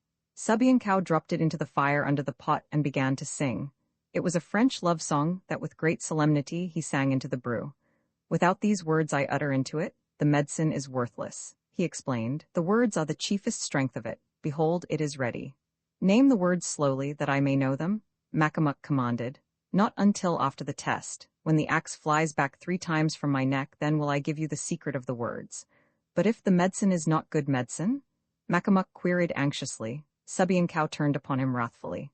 My medicine is always good. However, if it is not good, then do by me as you have done to the others. Cut me up a bit at a time, even as you have cut him up. He pointed to the Cossack. The medicine is now cool. Thus, I rub it on my neck, saying this further medicine. With great gravity, he slowly intoned a line of the Marseillaise, at the same time rubbing the villainous brew thoroughly into his neck. An outcry interrupted his play-acting. The giant Cossack, with a last resurgence of his tremendous vitality, had arisen to his knees. Laughter and cries of surprise and applause arose from the mulattoes as Big Ivan began flinging himself about in the snow with mighty spasms. Cow was made sick by the sight, but he mastered his qualms and made believe to be angry. This will not do, he said. Finish him, and then we will make the test. Here you, Yakaga, see that his noise ceases. While this was being done, Cow turned to Macamuck. And remember, you are to strike hard. This is not baby work. Here, take the axe and strike the log, so that I can see you strike like a man. Macamuck obeyed, striking twice, precisely and with vigor, cutting out a large chip. It is well. Cow looked about him at the circle of savage faces that somehow seemed to symbolize the wall of savagery that had hemmed him about ever since the Tsar's police had first arrested him in Warsaw. Take your axe, Macamuck, and stand so. I shall lie down. When I raise my hand, strike, and strike with all your might, and be careful that no one stands behind you. The medicine is good, and the axe may bounce from off my neck and right out of your hands. He looked at the 2 sleds with the dogs in harness, loaded with furs and fish. His rifle lay on top of the beaver skins. The 6 hunters who were to act as his guards stood by the sleds. Where is the girl? The Pole demanded.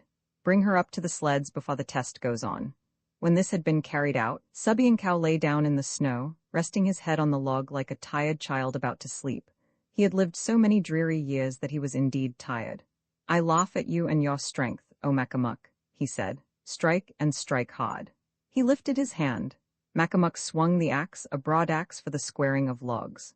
The bright steel flashed through the frosty air, poised for a perceptible instant above Macamuck's head, then descended upon Cow's bare neck. Clear through flesh and bone it cut its way, biting deeply into the log beneath.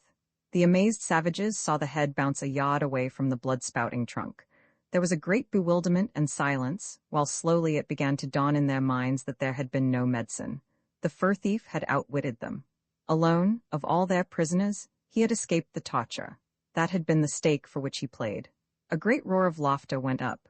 Macamuck bowed his head in shame. The fur thief had fooled him. He had lost face before all his people. Still, they continued to roar out their laughter. Macamuck turned, and with bowed head stalked away. He knew that thenceforth he would be no longer known as Macamuck. He would be lost face. The record of his shame would be with him until he died. And whenever the tribes gathered in the spring for the salmon, or in the summer for the trading, the story would pass back and forth across the campfires of how the fur thief died peaceably, at a single stroke, by the hand of Lost Face. Who was Lost Face? He could hear, in anticipation, some insolent young buck demand. Oh, Lost Face, would be the answer. He who once was Macamuck in the days before he cut off the fur thief's head. That spot I don't think much of Stephen Mackay anymore, though I used to swear by him. I know that in those days I loved him more than my own brother. If ever I meet Stephen Mackay again, I shall not be responsible for my actions. It passes beyond me that a man with whom I shared food and blanket, and with whom I mushed over the Chilkoot Trail, should turn out the way he did. I always sized Steve up as a square man, a kindly comrade, without an iota of anything vindictive or malicious in his nature. I shall never trust my judgment in men again. Why, I nursed that man through typhoid fever. We starved together on the headwaters of the Stewart, and he saved my life on the Little Salmon. And now, after the years we were together, all I can say of Stephen Mackay is that he is the meanest man I ever knew. We started for the Klondike in the fall rush of 1897, and we started too late to get over Chilkoot Pass before the freeze-up. We packed our outfit on our backs part way over, when the snow began to fly, and then we had to buy dogs in order to sled it the rest of the way. That was how we came to get that Spot. Dogs were high, and we paid $110 for him. He looked worth it. I say looked because he was one of the finest appearing dogs I ever saw. He weighed 60 pounds, and he had all the lines of a good sled animal. We never could make out his breed. He wasn't husky, nor Malamute, nor Hudson Bay. He looked like all of them, and he didn't look like any of them. And on top of it all, he had some of the white man's dog in him, for on one side, in the thick of the mixed yellow, brown, red, and dirty white that was his prevailing color, there was a spot of coal black as big as a water bucket. That was why we called him Spot. He was a good looker, all right. When he was in condition, his muscles stood out in bunches all over him, and he was the strongest-looking brute I ever saw in Alaska, also the most intelligent-looking. To run your eyes over him, you'd think he could outpull 3 dogs of his own weight. Maybe he could, but I never saw it. His intelligence didn't run that way. He could steal and forage to perfection. He had an instinct that was positively gruesome for divining when work was to be done and for making a sneak accordingly. And for getting lost and not staying lost, he was nothing short of inspired. But when it came to work, the way that intelligence dribbled out of him and left him a mere clot of wobbling, stupid jelly would make your heart bleed. There are times when I think it wasn't stupidity. Maybe, like some men I know, he was too wise to work. I shouldn't wonder if he put it all over us with that intelligence of his. Maybe he figured it all out and decided that a licking now and again, and no work, was a whole lot better than work all the time and no licking. He was intelligent enough for such a computation. I tell you, I've sat and looked into that dog's eyes till the shivers ran up and down my spine and the marrow crawled like yeast. What of the intelligence I saw shining out? I can't express myself about that intelligence. It is beyond mere words. I saw it, that's all. At times it was like gazing into a human soul to look into his eyes, and what I saw there frightened me and started all sorts of ideas in my own mind of reincarnation and all the rest. I tell you, I sensed something big in that brute's eyes. There was a message there, but I wasn't big enough myself to catch it. Whatever it was, I know I'm making a fool of myself. Whatever it was, it baffled me. I can't give an inkling of what I saw in that brute's eyes. It wasn't light, it wasn't color. It was something that moved away back when the eyes themselves weren't moving. And I guess I didn't see it move either. I only sensed that it moved. It was an expression, that's what it was, and I got an impression of it. No, it was different from a mere expression, it was more than that. I don't know what it was, but it gave me a feeling of kinship just the same. Oh no, not sentimental kinship. It was rather a kinship of equality. Those eyes never pleaded like a deer's eyes. They challenged. No, it wasn't defiance, it was just a calm assumption of equality, and I don't think it was deliberate. My belief is that it was unconscious on his part. It was there because it was there, and it couldn't help shining out. No, I don't mean shine. It didn't shine, it moved. I know I'm talking rot, but if you'd looked into that animal's eyes the way I have, you'd understand. Steve was affected the same way I was. Why, I tried to kill that Spot once. He was no good for anything, and I fell down on it. I led him out into the brush, and he came along slow and unwilling. He knew what was going on. I stopped in a likely place, put my foot on the rope, and pulled my big Colts. And that dog sat down and looked at me. I tell you, he didn't plead. He just looked. And I saw all kinds of incomprehensible things moving, yes, moving in those eyes of his. I didn't really see them move, I thought I saw them, for, as I said before, I guess I only sensed them. And I want to tell you right now that it got beyond me. It was like killing a man, a conscious, brave man, who looked calmly into your gun as much as to say, "Who's afraid?" Then, too, the message seemed so near that, instead of pulling the trigger quick, I stopped to see if I could catch the message. There it was, right before me, glimmering all around in those eyes of his. And then it was too late. I got scared. I was trembly all over, and my stomach generated a nervous palpitation that made me seasick. I just sat down and looked at the dog, and he looked at me till I thought I was going crazy. Do you want to know what I did? I threw down the gun and ran back to camp with the fear of God in my heart. Steve laughed at me, but I noticed that Steve led Spot into the woods a week later for the same purpose, and that Steve came back alone, and a little later Spot drifted back too. At any rate, Spot wouldn't work. We paid $110 for him from the bottom of our sack, and he wouldn't work. He wouldn't even tighten the traces. Steve spoke to him the first time we put him in harness, and he sort of shivered, that was all. Not an ounce on the traces. He just stood still and wobbled, like so much jelly. Steve touched him with the whip. He yelped, but not an ounce. Steve touched him again, a bit harder, and he howled, the regular long wolf howl. Then Steve got mad and gave him half a dozen, and I came on the run from the tent. I told Steve he was brutal with the animal, and we had some words, the first we'd ever had. He threw the whip down in the snow and walked away mad. I picked it up and went to it. That Spot trembled and wobbled and cowered before ever I swung the lash, and with the first bite of it, he howled like a lost soul. Next he lay down in the snow. I started the rest of the dogs, and they dragged him along while I threw the whip into him. He rolled over on his back and bumped along, his fore legs waving in the air, himself howling as though he was going through a sausage machine. Steve came back and laughed at me, and I apologized for what I'd said. There was no getting any work out of that Spot, and to make up for it, he was the biggest pig glutton of a dog I ever saw. On top of that, he was the cleverest thief. There was no circumventing him. Many a breakfast we went without our bacon because Spot had been there first, and it was because of him that we nearly starved to death up the Stewart. He figured out the way to break into our meat cache, and what he didn't eat, the rest of the team did. But he was impartial. He stole from everybody. He was a restless dog, always very busy snooping around or going somewhere, and there was never a camp within 5 miles that he didn't raid. The worst of it was that they always came back on us to pay his bod bill, which was just being the law of the land. But it was mighty hard on us, especially that first winter on the Chilkoot, when we were busted, paying for whole hams and sides of bacon that we never ate. He could fight, too, that Spot. He could do everything but work. He never pulled a pound, but he was the boss of the whole team. The way he made those dogs stand around was an education. He bullied them, and there was always one or more of them fresh-marked with his fangs. But he was more than a bully. He wasn't afraid of anything that walked on 4 legs, and I've seen him march, single-handed into a strange team, without any provocation whatever, and put the kibosh on the whole outfit. Did I say he could eat? I caught him eating the whip once, that's straight. He started in at the lash, and when I caught him he was down to the handle, and still going. But he was a good looker.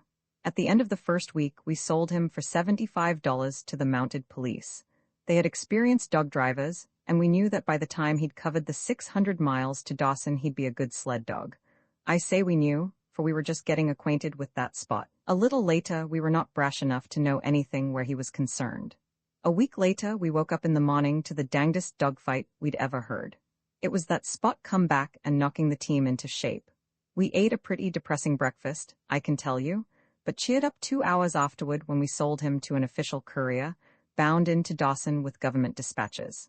That Spot was only 3 days in coming back, and, as usual, celebrated his arrival with a rough house. We spent the winter and spring, after our own outfit was across the pass, freighting other people's outfits, and we made a fat steak. Also, we made money out of Spot. If we sold him once, we sold him 20 times. He always came back, and no one asked for their money. We didn't want the money. We'd have paid handsomely for anyone to take him off our hands for keeps. We had to get rid of him, and we couldn't give him away, for that would have been suspicious. But he was such a fine looker that we never had any difficulty in selling him. Unbroke, we'd say, and they'd pay any old price for him. We sold him as low as $25, and once we got $150 for him. That particular party returned him in person, refused to take his money back, and the way he abused us was something awful. He said it was cheap at the price to tell us what he thought of us, and we felt he was so justified that we never talked back. But to this day, I've never quite regained all the old self-respect that was mine before that man talked to me. When the ice cleared out of the lakes and river, we put our outfit in a Lake Bennett boat and started for Dawson. We had a good team of dogs, and of course we piled them on top the outfit. That Spot was along. There was no losing him. And a dozen times, the first day, he knocked one or another of the dogs overboard in the course of fighting with them. It was close quarters, and he didn't like being crowded. What that dog needs is space, Steve said the second day. Let's maroon him. We did, running the boat in at Caribou Crossing for him to jump ashore. 2 of the other dogs, good dogs, followed him, and we lost 2 whole days trying to find them. We never saw those 2 dogs again, but the quietness and relief we enjoyed made us decide, like the man who refused his $150, that it was cheap at the price. For the first time in months, Steve and I laughed and whistled and sang. We were as happy as clams. The dark days were over. The nightmare had been lifted. That Spot was gone. 3 weeks later, one morning, Steve and I were standing on the riverbank at Dawson. A small boat was just arriving from Lake Bennett. I saw Steve give a start, and heard him say something that was not nice and that was not under his breath. Then I looked, and there, in the bow of the boat, with ears pricked up, sat Spot. Steve and I sneaked immediately, like beaten curs, like cowards, like absconders from justice. It was this loss that the lieutenant of police thought when he saw us sneaking. He surmised that there were law officers in the boat who were after us. He didn't wait to find out, but kept us in sight, and in the M&M saloon got us in a corner. We had a merry time explaining, for we refused to go back to the boat and meet Spot, and finally he held us under guard of another policeman while he went to the boat. After we got clear of him, we started for the cabin, and when we arrived, there was that Spot sitting on the stoop waiting for us. Now, how did he know we lived there? There were 40,000 people in Dawson that summer, and how did he savvy our cabin out of all the cabins? How did he know we were in Dawson, anyway? I leave it to you. But don't forget what I said about his intelligence and that immortal something I have seen glimmering in his eyes. There was no getting rid of him anymore. There were too many people in Dawson who had bought him up on Chilkoot, and the story got around. Half a dozen times we put him on board steamboats going down the Yukon, but he merely went ashore at the first landing and trotted back up the bank. We couldn't sell him, we couldn't kill him. Both Steve and I had tried, and nobody else was able to kill him. He bore a charmed life. I've seen him go down in a dogfight on the main street with 50 dogs on top of him, and when they were separated, he'd appear on all his 4 legs, unharmed, while 2 of the dogs that had been on top of him would be lying dead. I saw him steal a chunk of moose meat from Major Dinwiddie's cache so heavy that he could just keep 1 jump ahead of Mrs. Dinwiddie's squaw cook, who was after him with an axe. As he went up the hill, after the squaw gave up, Major Dinwiddie himself came out and pumped his Winchester into the landscape. He emptied his magazine twice and never touched that Spot. Then a policeman came along and arrested him for discharging firearms inside the city limits. Major Dinwiddie paid his fine, and Steve and I paid him for the moose meat at the rate of $1 a pound, bones and all. That was what he paid for it. Meat was high that year.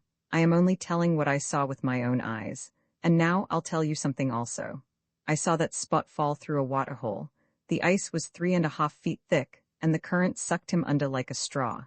300 yards below was the big water hole used by the hospital. Spot crawled out of the hospital water hole, licked off the water, bit out the ice that had formed between his toes, trotted up the bank, and whipped a big Newfoundland belonging to the Gold Commissioner. In the fall of 1898, Steve and I pulled up the Yukon on the last water, bound for Stewart River. We took the dogs along, all except Spot. We figured we'd been feeding him long enough. He'd cost us more time and trouble and money and grub than we'd got by selling him on the Chilkoot, especially grub. So Steve and I tied him down in the cabin and pulled our freight. We camped that night at the mouth of Indian River, and Steve and I were pretty facetious over having shaken him. Steve was a funny cuss, and I was just sitting up in the blankets and laughing when a tornado hit camp.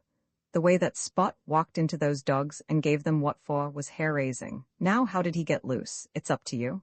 I haven't any theory. And how did he get across the Klondike River? That's another facer. And anyway, how did he know we had gone up the Yukon? You see, we went by water, and he couldn't smell our tracks. Steve and I began to get superstitious about that dog. He got on our nerves too, and between you and me, we were just a mite afraid of him. The freeze-up came on when we were at the mouth of Henderson Creek, and we traded him off for 2 sacks of flour to an outfit that was bound up White River off to Copper. Now that whole outfit was lost. Never trace nor hide nor hair of men, dogs, sleds, or anything was ever found. They dropped clean out of sight. It became one of the mysteries of the country. Steve and I plugged away up the Stewart, and 6 weeks afterward that Spot crawled into camp. He was a perambulating skeleton and could just drag along. But he got there. And what I want to know is, who told him we were up the Stewart? We could have gone to 1,000 other places. How did he know? You tell me and I'll tell you. No losing him. At the Mayo, he started a row with an Indian dog. The buck who owned the dog took a swing at Spot with an axe, missed him, and killed his own dog. Talk about magic and turning bullets aside. I, for one, consider it a blamed sight harder to turn an axe aside with a big buck at the other end of it. And I saw him do it with my own eyes. That buck didn't want to kill his own dog. You've got to show me. I told you about Spot breaking into our meat cache. It was nearly the death of us. There wasn't any more meat to be killed, and meat was all we had to live on. The moose had gone back several hundred miles and the Indians with them. There we were. Spring was on, and we had to wait for the river to break. We got pretty thin before we decided to eat the dogs, and we decided to eat Spot first. Do you know what that dog did? He sneaked. Now how did he know our minds were made up to eat him? We sat up nights laying for him, but he never came back, and we ate the other dogs. We ate the whole team, and now for the sequel. You know what it is when a big river breaks up and a few billion tons of ice go out, jamming and milling and grinding. Just in the thick of it, when the Stewart went out, rumbling and roaring, we sighted Spot out in the middle. He'd got caught as he was trying to cross up above somewhere. Steve and I yelled and shouted and ran up and down the bank, tossing our hats in the air. Sometimes we'd stop and hug each other. We were that boisterous, for we saw Spot's finish. He didn't have a chance in a million. He didn't have any chance at all. After the ice run, we got into a canoe and paddled down to the Yukon, and down the Yukon to Dawson, stopping to feed up for a week at the cabins at the mouth of Henderson Creek. And as we came into the bank at Dawson, there sat that Spot, waiting for us, his ears pricked up, his tail wagging, his mouth smiling, extending a hearty welcome to us. Now, how did he get out of that ice? How did he know we were coming to Dawson, to the very hour and minute to be out there on the bank waiting for us? The more I think of that Spot, the more I am convinced that there are things in this world that go beyond science. On no scientific grounds can that Spot be explained. It's psychic phenomena, or mysticism, or something of that sort, I guess, with a lot of theosophy thrown in. The Klondike is a good country. I might have been there yet and become a millionaire if it hadn't been for Spot. He got on my nerves. I stood him for 2 years altogether, and then I guess my stamina broke. It was the summer of 1899 when I pulled out. I didn't say anything to Steve. I just sneaked, but I fixed it up all right. I wrote Steve a note and enclosed a package of Rough on Rats, telling him what to do with it. I was worn down to skin and bone by that Spot, and I was that nervous that I'd jump and look around when there wasn't anybody within hailing distance. But it was astonishing the way I recuperated when I got quit of him. I got back 20 pounds before I arrived in San Francisco, and by the time I'd crossed the ferry to Oakland, I was my old self again, so that even my wife looked in vain for any change in me. Steve wrote to me once, and his letter seemed irritated. He took it kind of hard because I'd left him with Spot. Also, he said he'd used the Rough on Rats, per directions, and that there was nothing doing. A year went by. I was back in the office and prospering in all ways, even getting a bit fat. And then Steve arrived. He didn't look me up. I read his name in the steamer list and wondered why. But I didn't wonder long. I got up one morning and found that Spot chained to the gatepost and holding up the milkman. Steve went north to Seattle, I learned, that very morning. I didn't put on any more weight. My wife made me buy him a collar and tag, and within an hour he showed his gratitude by killing her pet Persian cat. There is no getting rid of that Spot. He will be with me until I die, for he'll never die. My appetite is not so good since he arrived, and my wife says I am looking peaked. Last night that Spot got into Mr. Harvey's hen house. Harvey is my next-door neighbor, and killed 19 of his fancy-bred chickens. I shall have to pay for them. My neighbors on the other side quarreled with my wife, and then moved out. Spot was the cause of it, and that is why I am disappointed in Stephen Mackay. I had no idea he was so mean a man. The passing of Marcus O'Brien, it is the judgment of this court that you vamos the camp, in the customary way, sir, in the customary way. Judge Marcus O'Brien was absent-minded, and Muckluck Charlie nudged him in the ribs. Marcus O'Brien cleared his throat and went on, weighing the gravity of the offense, sir, and the extenuating circumstances, it is the opinion of this court, and its verdict that you be outfitted with 3 days' grub. That will do, I think. Arizona Jack cast a bleak glance out over the Yukon. It was a swollen, chocolate flood, running a mile wide and nobody knew how deep. The earth bank on which he stood was ordinarily a dozen feet above the water, but the river was now growling at the top of the bank, devouring, instant by instant, tiny portions of the top-standing soil. These portions went into the gaping mouths of the endless army of brown swirls and vanished away. Several inches more, and Red Cow would be flooded. It won't do, Arizona Jack said bitterly. 3 days' grub ain't enough. There was Manchester. Marcus O'Brien replied gravely. He didn't get any grub. And they found his remains grounded on the lower river and half-eaten by huskies, was Arizona Jack's retort. And his killin' was without provocation. Joe Deeves never did nothin', never wobbled once, and Jess, because his stomach was out of order, Manchester ups and plugs him. You ain't givin' me a square deal, O'Brien, I tell you that straight. Give me a week's grub and I play even to win out. 3 days' grub and I cash in. What for did you kill Ferguson? O'Brien demanded. I haven't any patience for these unprovoked killings, and they've got to stop. Red Cow's none so populous. It's a good camp and there never used to be any killings. Now they're epidemic. I'm sorry for you, Jack, but you've got to be made an example of. Ferguson didn't provoke enough for killing. Provoke? Arizona Jack snorted. I tell you, O'Brien, you don't savvy. You ain't got no artistic sensibilities. What for did I kill Ferguson? What for did Ferguson sing then I wished I was a little bird? That's what I want to know. Answer me that. What for did he sing little bird, little bird? One little bird was enough, I could a stood one little bird. But no, he must sing two little birds. I gave him a chance. I went to him almighty polite and requested him kindly to discard one little bird. I pleaded with him. There was witnesses that testified to that. And Ferguson was no jay-throated songster. Someone spoke up from the crowd. O'Brien betrayed indecision. Ain't a man got a right to his artistic feelin's? Arizona Jack demanded. I gave Ferguson warnin'. It was violent in my own nature to go on listening to his little birds. Why, there's music shops that fine-strung and keyed up they'd kill for heaps less'n I did. I'm willin' to pay for havin' artistic feelin's. I can take my medicine and lick the spoon, but 3 days grub is drowin' it a shade fine, that's all, and I hereby register my kick. Go on with the funeral. O'Brien was still wavering. He glanced inquiringly at Muckluck Charlie.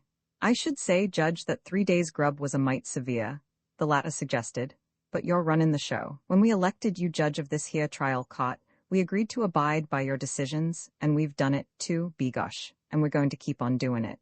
Meb, I've been a trifle harsh, Jack, O'Brien said apologetically. I'm that worked up over those killings, and I'm willing to make it a week's grub. He cleared his throat magisterially and looked briskly about him. And now we might as well get along and finish up the business. The boat's ready. You go and get the grub. Leclerc, we'll settle for it afterward. Arizona Jack looked grateful, and muttering something about damned little birds, stepped aboard the open boat that rubbed restlessly against the bank. It was a large skiff, built of rough pine planks that had been sawed by hand from the standing timber of Lake Lindeman, a few hundred miles above, at the foot of Chilkoot.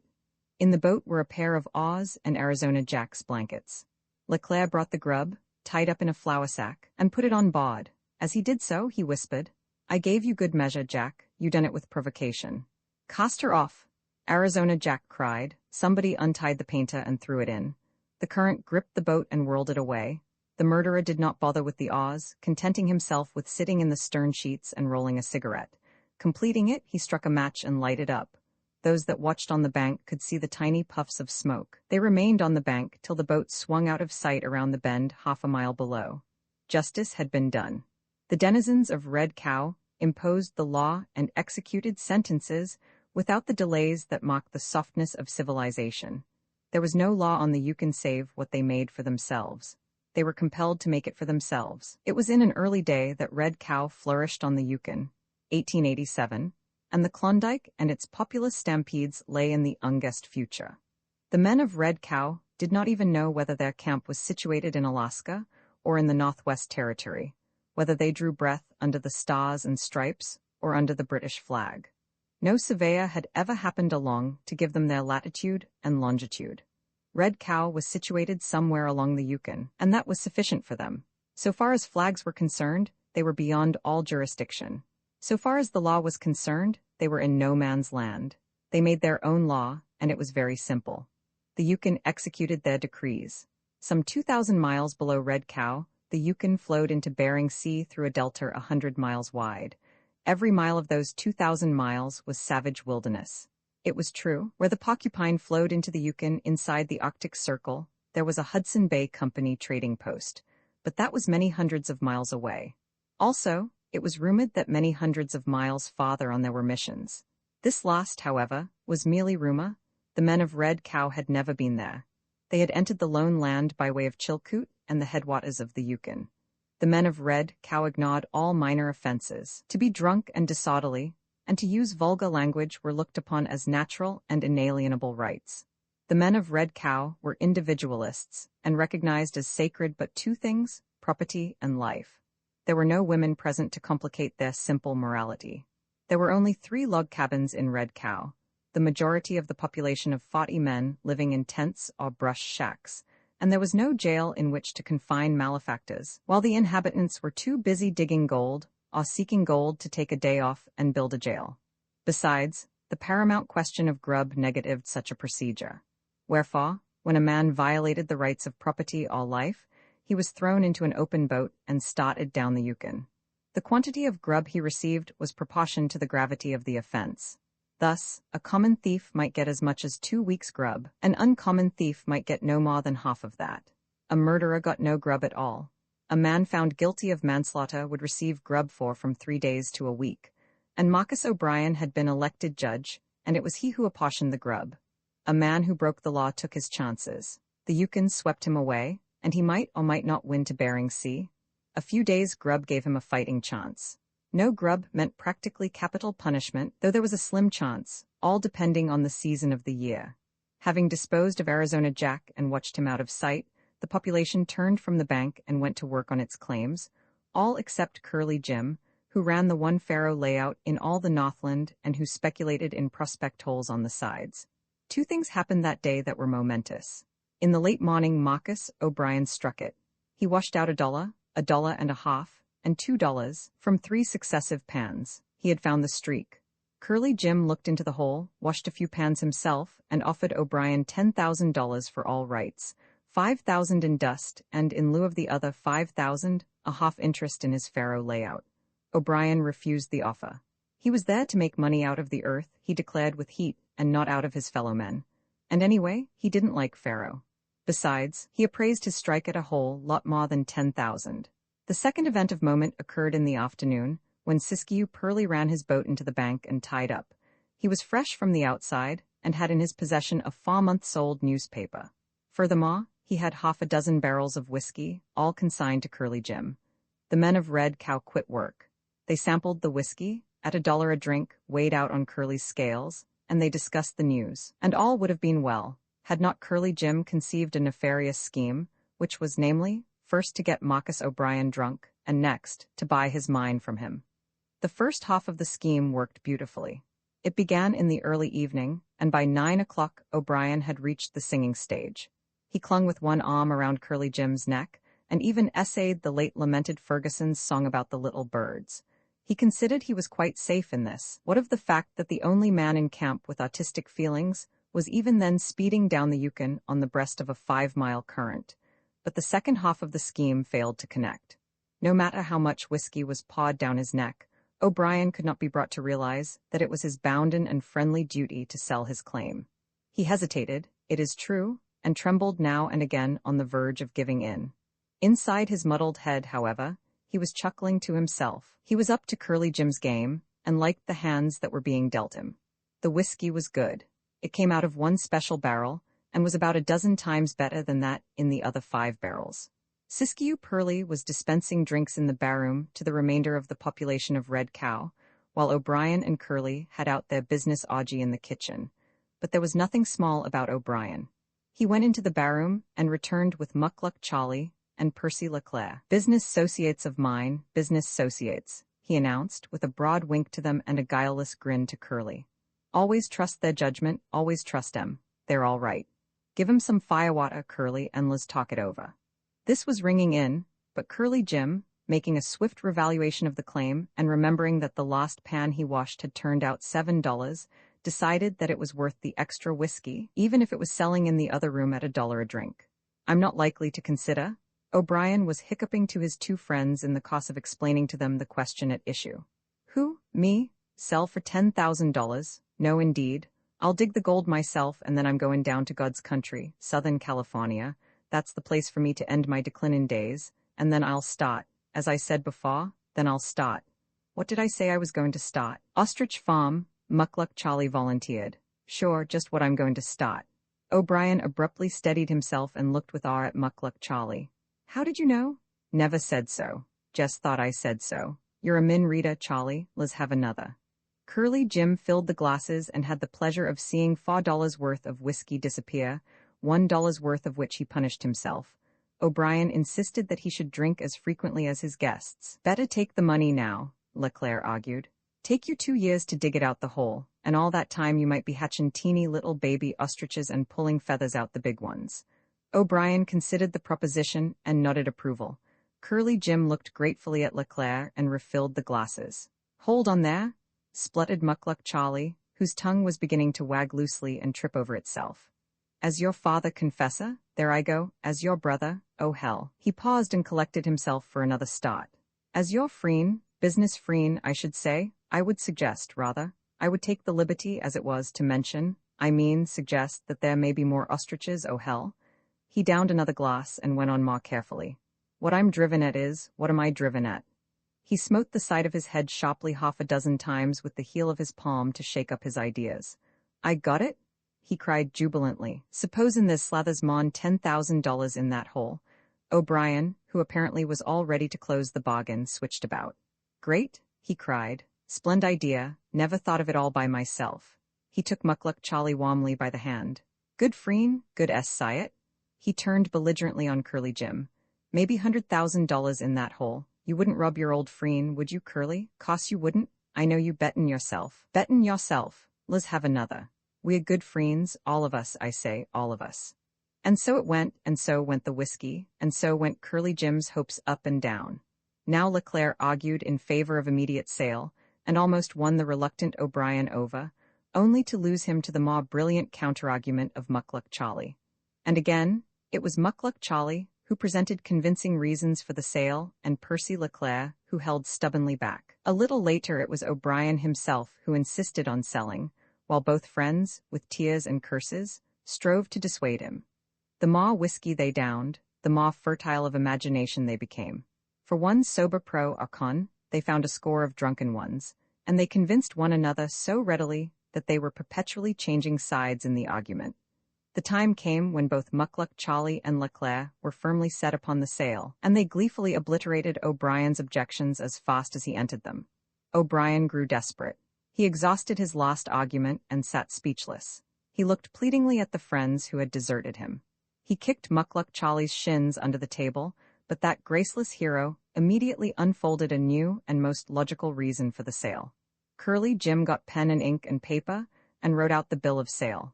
O'Brien sat with pen poised in hand. "Let's have one more," he pleaded. "One more before I sign away $100,000. Curly Jim filled the glasses triumphantly. O'Brien downed his drink and bent forward with wobbling pen to affix his signature. Before he had made more than a blot, he suddenly started up, impelled by the impact of an idea colliding with his consciousness. He stood upon his feet and swayed back and forth before them, reflecting in his startled eyes the thought process that was taking place behind. Then he reached his conclusion. A benevolent radiance suffused his countenance. He turned to the faro dealer, took his hand, and spoke solemnly. "Curly, you're my freen. There's my hand. Shake. All man, I won't do it, won't sell, won't rub a freen. No son of a gun will ever have chance to say Marcus O'Brien rubbed freen cause freen was drunk. You're drunk, Curly, and I won't rub you? Jess had thought, never thought it before. Don't know what the matter ith me, but never thought it before. Suppose, Jess, suppose, Curly, my ol' freen, Jess, suppose there ain't 10,000 in whole damn claim. You'd be rubbed. No, sir, won't do it. Marcus O'Brien makes money out of the ground, not out of his freens." Percy Leclerc and Muckluck Charlie drowned the faro dealer's objections in applause for so noble a sentiment. They fell upon O'Brien from either side, their arms lovingly about his neck, their mouths so full of words they could not hear Curly's offer to insert a clause in the document to the effect that if there weren't 10,000 in the claim, he would be given back the difference between yield and purchase price. The longer they talked, the more maudlin and the more noble the discussion became. All sordid motives were banished. They were a trio of philanthropists striving to save Curly Jim from himself and his own philanthropy. They insisted that he was a philanthropist. They refused to accept for a moment that there could be found one ignoble thought in all the world. They crawled and climbed and scrambled over high ethical plateaus and ranges, or drowned themselves in metaphysical seas of sentimentality. Curly Jim sweated and fumed and pawed out the whiskey. He found himself with a score of arguments on his hands, not one of which had anything to do with the gold mine he wanted to buy. The longer they talked, the farther away they got from that gold mine, and at 2 a.m. Curly Jim acknowledged himself beaten. One by one he led his helpless guests across the kitchen floor and thrust them outside. O'Brien came last, and the three, with arms locked for mutual aid, titubated gravely on the stoop. "Good businessman, Curly," O'Brien was saying. "Must say like your style, fine and generous, free-handed hospitality. Credit to you. Nothin' base and graspin' in your makeup, as I was sayin'." But just then the faro dealer slammed the door. The three laughed happily on the stoop. They laughed for a long time. Then Muckluck Charlie essayed speech. "Funny laughed so hard ain't what I want to say. My idea is what wash it? Oh, got it? Funny how ideas slip. Elusive idea, chassin' elusive idea, great spot. Ever chase rabbits, Percy, my freen? I had dog, great rabbit dog. Wash's name. Don't know name. Never had no name. Forget name. Elusive name, Chasin elusive name, no, idea, elusive idea, but got it? What I want to say was, oh hell? Thereafter there was silence for a long time. O'Brien slipped from their arms to a sitting posture on the stoop, where he slept gently. Muckluck Charlie chased the elusive idea through all the nooks and crannies of his drowning consciousness. Leclerc hung fascinated upon the delayed utterance. Suddenly the other's hand smote him on the back. Got it? Muckluck Charlie cried in stentorian tones. The shock of the jolt broke the continuity of Leclerc's mental process. How much to the pan? He demanded. Pan nothin'. Muckluck Charlie was angry. Idea, got it, got leg hold, ran it down. Leclerc's face took on a rapt, admiring expression, and again he hung upon the other's lips. Oh hell, said Muckluck Charlie. At this moment the kitchen door opened for an instant, and Curly Jim shouted, Go home? Funny, said Muckluck Charlie. Shame idea, very shame as mine, let's go home. They gathered O'Brien up between them and started. Muckluck Charlie began aloud the pursuit of another idea. Leclerc followed the pursuit with enthusiasm, but O'Brien did not follow it. He neither heard, nor saw, nor knew anything. He was a mere wobbling automaton, supported affectionately and precariously by his two business associates. They took the path down by the bank of the Yukon. Home did not lie that way, but the elusive idea did. Muckluck Charlie giggled over the idea that he could not catch for the edification of Leclerc. They came to where Siskiyou Pearlie's boat lay moored to the bank. The rope with which it was tied ran across the path to a pine stump. They tripped over it and went down, O'Brien underneath. A faint flash of consciousness lighted his brain. He felt the impact of bodies upon his, and struck out madly for a moment with his fists. Then he went to sleep again. His gentle snore arose on the air, and Muckluck Charlie began to giggle. New idea, he volunteered. Brand new idea. Just caught it, no trouble at all. Came right up and I patted it on the head. It's mine. Brian's drunk, beastly drunk. Shame, damn shame, learn lesson. Trash Pearlie's boat. Put Brian in Pearlie's boat. Cashed off, let her go down Yukon. Brian wake up in mornin'. Current too strong, can't row boat gainst current, mush walk back. Come back Matta and Hatta. You and me headin' for tall timber. Learn 'em lesson, just shame, learn 'em lesson. Siskiyou Pearlie's boat was empty, save for a pair of oars. Its gunwale rubbed against the bank alongside of O'Brien. They rolled him over into it. Muckluck Charlie cast off the painter, and Leclerc shoved the boat out into the current. Then, exhausted by their labors, they lay down on the bank and slept. Next morning all Red Cow knew of the joke that had been played on Marcus O'Brien. There were some tall bets as to what would happen to the two perpetrators when the victim arrived back. In the afternoon a lookout was set, so that they would know when he was sighted. Everybody wanted to see him come in. But he didn't come, though they sat up till midnight. Nor did he come next day, nor the next. Red Cow never saw Marcus O'Brien again, and though many conjectures were entertained, no certain clue was ever gained to dispel the mystery of his passing. Only Marcus O'Brien knew, and he never came back to tell. He awoke next morning in torment. His stomach had been calcined by the inordinate quantity of whiskey he had drunk, and was a dry and raging furnace. His head ached all over, inside and out, and worse than that was the pain in his face. For 6 hours countless thousands of mosquitoes had fed upon him, and their ungrateful poison had swollen his face tremendously. It was only by a severe exertion of will that he was able to open narrow slits in his face through which he could peer. He happened to move his hands, and they hurt. He squinted at them, but failed to recognize them, so puffed were they by the mosquito virus. He was lost, or rather, his identity was lost to him. There was nothing familiar about him, which, by association of ideas, would cause to rise in his consciousness the continuity of his existence. He was divorced utterly from his past, for there was nothing about him to resurrect in his consciousness a memory of that past. Besides, he was so sick and miserable that he lacked energy and inclination to seek after who and what he was. It was not until he discovered a crook in a little finger, caused by an unset breakage of years before, that he knew himself to be Marcus O'Brien. On the instant his past rushed into his consciousness. When he discovered a blood blister under a thumbnail, which he had received the previous week, his self-identification became doubly sure, and he knew that those unfamiliar hands belonged to Marcus O'Brien, or, just as much to the point, that Marcus O'Brien belonged to the hands. His first thought was that he was ill, that he had had river fever. It hurt him so much to open his eyes that he kept them closed. A small floating branch struck the boat a sharp rap. He thought it was someone knocking on the cabin door, and said, "Come in." He waited for a while, and then said testily, "Stay out then, damn you." But just the same he wished they would come in and tell him about his illness. But as he lay there, the past night began to reconstruct itself in his brain. He hadn't been sick at all, was his thought. He had merely been drunk, and it was time for him to get up and go to work. Work suggested his mind, and he remembered that he had refused $10,000 for it. He sat up abruptly and squeezed open his eyes. He saw himself in a boat, floating on the swollen brown flood of the Yukon. The spruce-covered shores and islands were unfamiliar. He was stunned for a time. He couldn't make it out. He could remember the last night's orgy, but there was no connection between that and his present situation.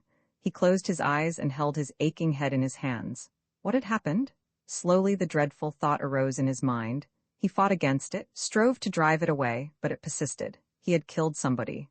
That alone could explain why he was in an open boat drifting down the Yukon. The law of red cow that he had so long administered had now been administered to him. He had killed someone and been set adrift. But whom? He racked his aching brain for the answer, but all that came was a vague memory of bodies falling upon him and of striking out at them. Who were they? Maybe he had killed more than one. He reached to his belt. The knife was missing from its sheath. He had done it with that, undoubtedly. But there must have been some reason for the killing. He opened his eyes and in a panic began to search about the boat. There was no grub, not an ounce of grub. He sat down with a groan. He had killed without provocation. The extreme rigor of the law had been visited upon him. For half an hour he remained motionless, holding his aching head and trying to think. Then he cooled his stomach with a drink of water from overside and felt better. He stood up, and alone on the wide-stretching Yukon, with naught but the primeval wilderness to hear, he cursed strong drink. After that, he tied up to a huge floating pine that was deeper sunk in the current than the boat and that consequently drifted faster. He washed his face and hands, sat down in the stern sheets, and did some more thinking. It was late in June. It was 2,000 miles to Bering Sea. The boat was averaging 5 miles an hour.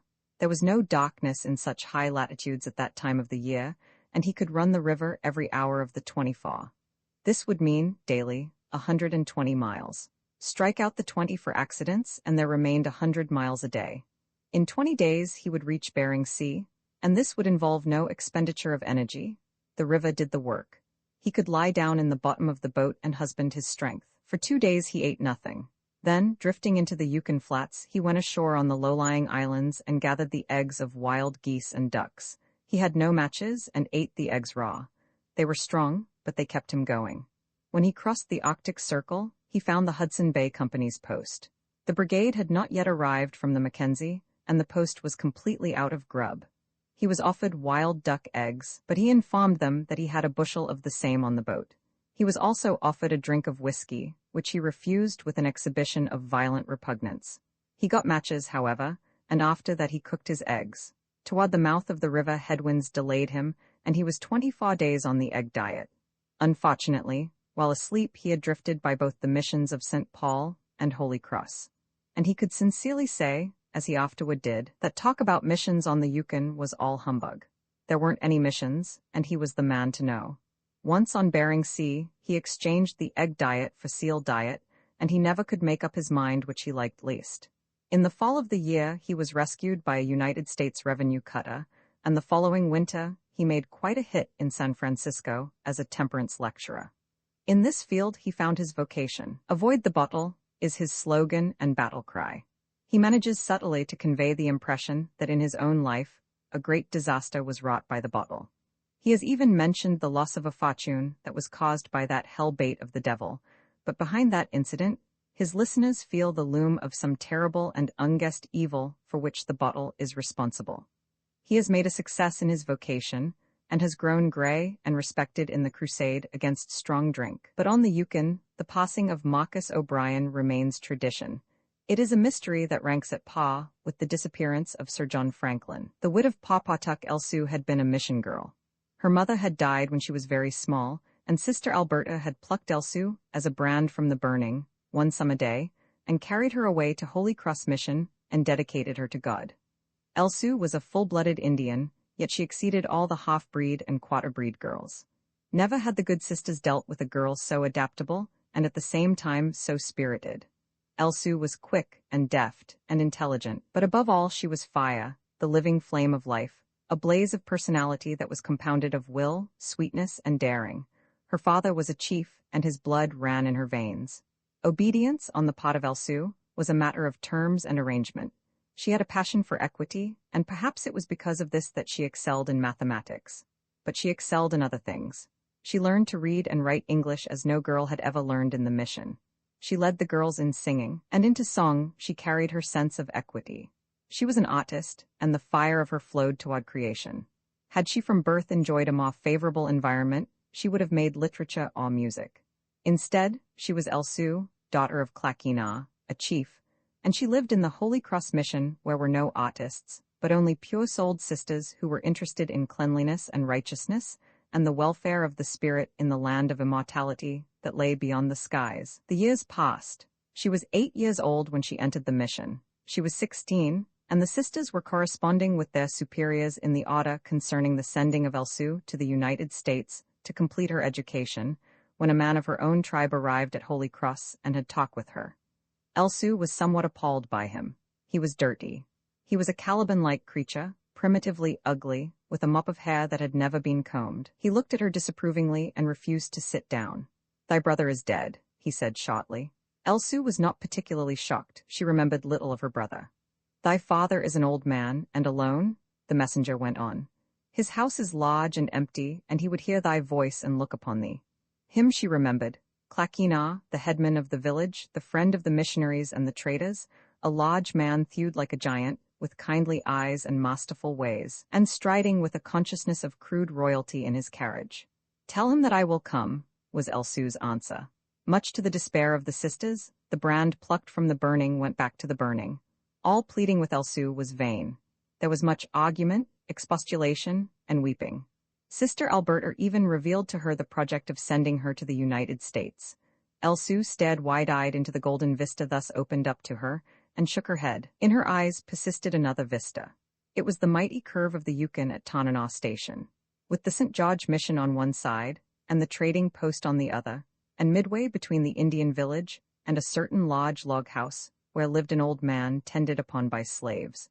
All dwellers on the Yukon bank for twice 1,000 miles knew the large log house, the old man, and the tending slaves, and well did the sisters know the house, its unending revelry, its feasting and its fun. So there was weeping at Holy Cross when Elsu departed. There was a great cleaning up in the lodge house when Elsu arrived. Klakina, himself masterful, protested at this masterful conduct of his young daughter, but in the end, dreaming barbarically of magnificence, he went forth and borrowed $1,000 from old Pawpawtuck, than whom there was no richer Indian on the Yukon. Also, Klakina ran up a heavy bill at the trading post. Elsu recreated the lodge house. She invested it with new splendor, while Klakina maintained its ancient traditions of hospitality and revelry. All this was unusual for a Yukon Indian, but Klakina was an unusual Indian. Not alone did he like to render inordinate hospitality, but what of being a chief and of acquiring much money, he was able to do it. In the primitive trading days, he had been a power over his people, and he had dealt profitably with the white trading companies. Later on, with Pawpawtuck, he had made a gold strike on the Koyokuk River. Klakina was by training and nature an aristocrat. Pawpawtuck was bourgeois, and Pawpawtuck bought him out of the gold mine. Pawpawtuck was content to plod and accumulate. Klakina went back to his lodge house and proceeded to spend. Pawpawtuck was known as the richest Indian in Alaska. Klakina was known as the whitest. Pawpawtuck was a moneylender and a usurer. Klakina was an anachronism, a medieval ruin, a fighter and a feaster, happy with wine and song. Elsu adapted herself to the lodge house and its ways as readily as she had adapted herself to Holy Cross mission and its ways. She did not try to reform her father and direct his footsteps toward God. It is true, she reproved him when he drank overmuch and profoundly, but that was for the sake of his health and the direction of his footsteps on solid earth. The latchstring to the lodge house was always out. What with the coming and the going, it was never still. The rafters of the great living room shook with the roar of wassail and of song. At table sat men from all the world and chiefs from distant tribes, Englishmen and colonials, lean Yankee traders and rotund officials of the great companies, cowboys from the western ranges, sailors from the sea, hunters and dogmushers of a score of nationalities. Elsu drew breath in a cosmopolitan atmosphere. She could speak English as well as she could her native tongue, and she sang English songs and ballads. The passing Indian ceremonials she knew, and the perishing traditions. The tribal dress of the daughter of a chief she knew how to wear upon occasion. But for the most part she dressed as white women dress.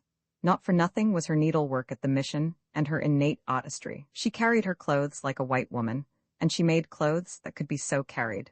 In her way, she was as unusual as her father, and the position she occupied was as unique as his. She was the one Indian woman who was the social equal with the several white women at Tanana Station. She was the one Indian woman to whom white men honorably made proposals of marriage. And she was the one Indian woman whom no white man ever insulted. For Elsu was beautiful, not as white women are beautiful, not as Indian women are beautiful. It was the flame of her that did not depend upon feature that was her beauty. So far as mere line and feature went, she was the classic Indian type.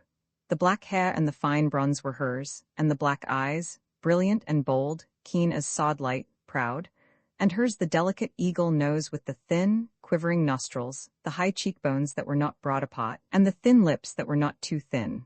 But over all and through all pod the flame of her, the unanalyzable something that was fire, and that was the soul of her, that lay mellow-warm or blazed in her eyes, that sprayed the cheeks of her, that distended the nostrils, that curled the lips. Ah, when the lip was in repose, that was still there in the lip palpitant with its presence.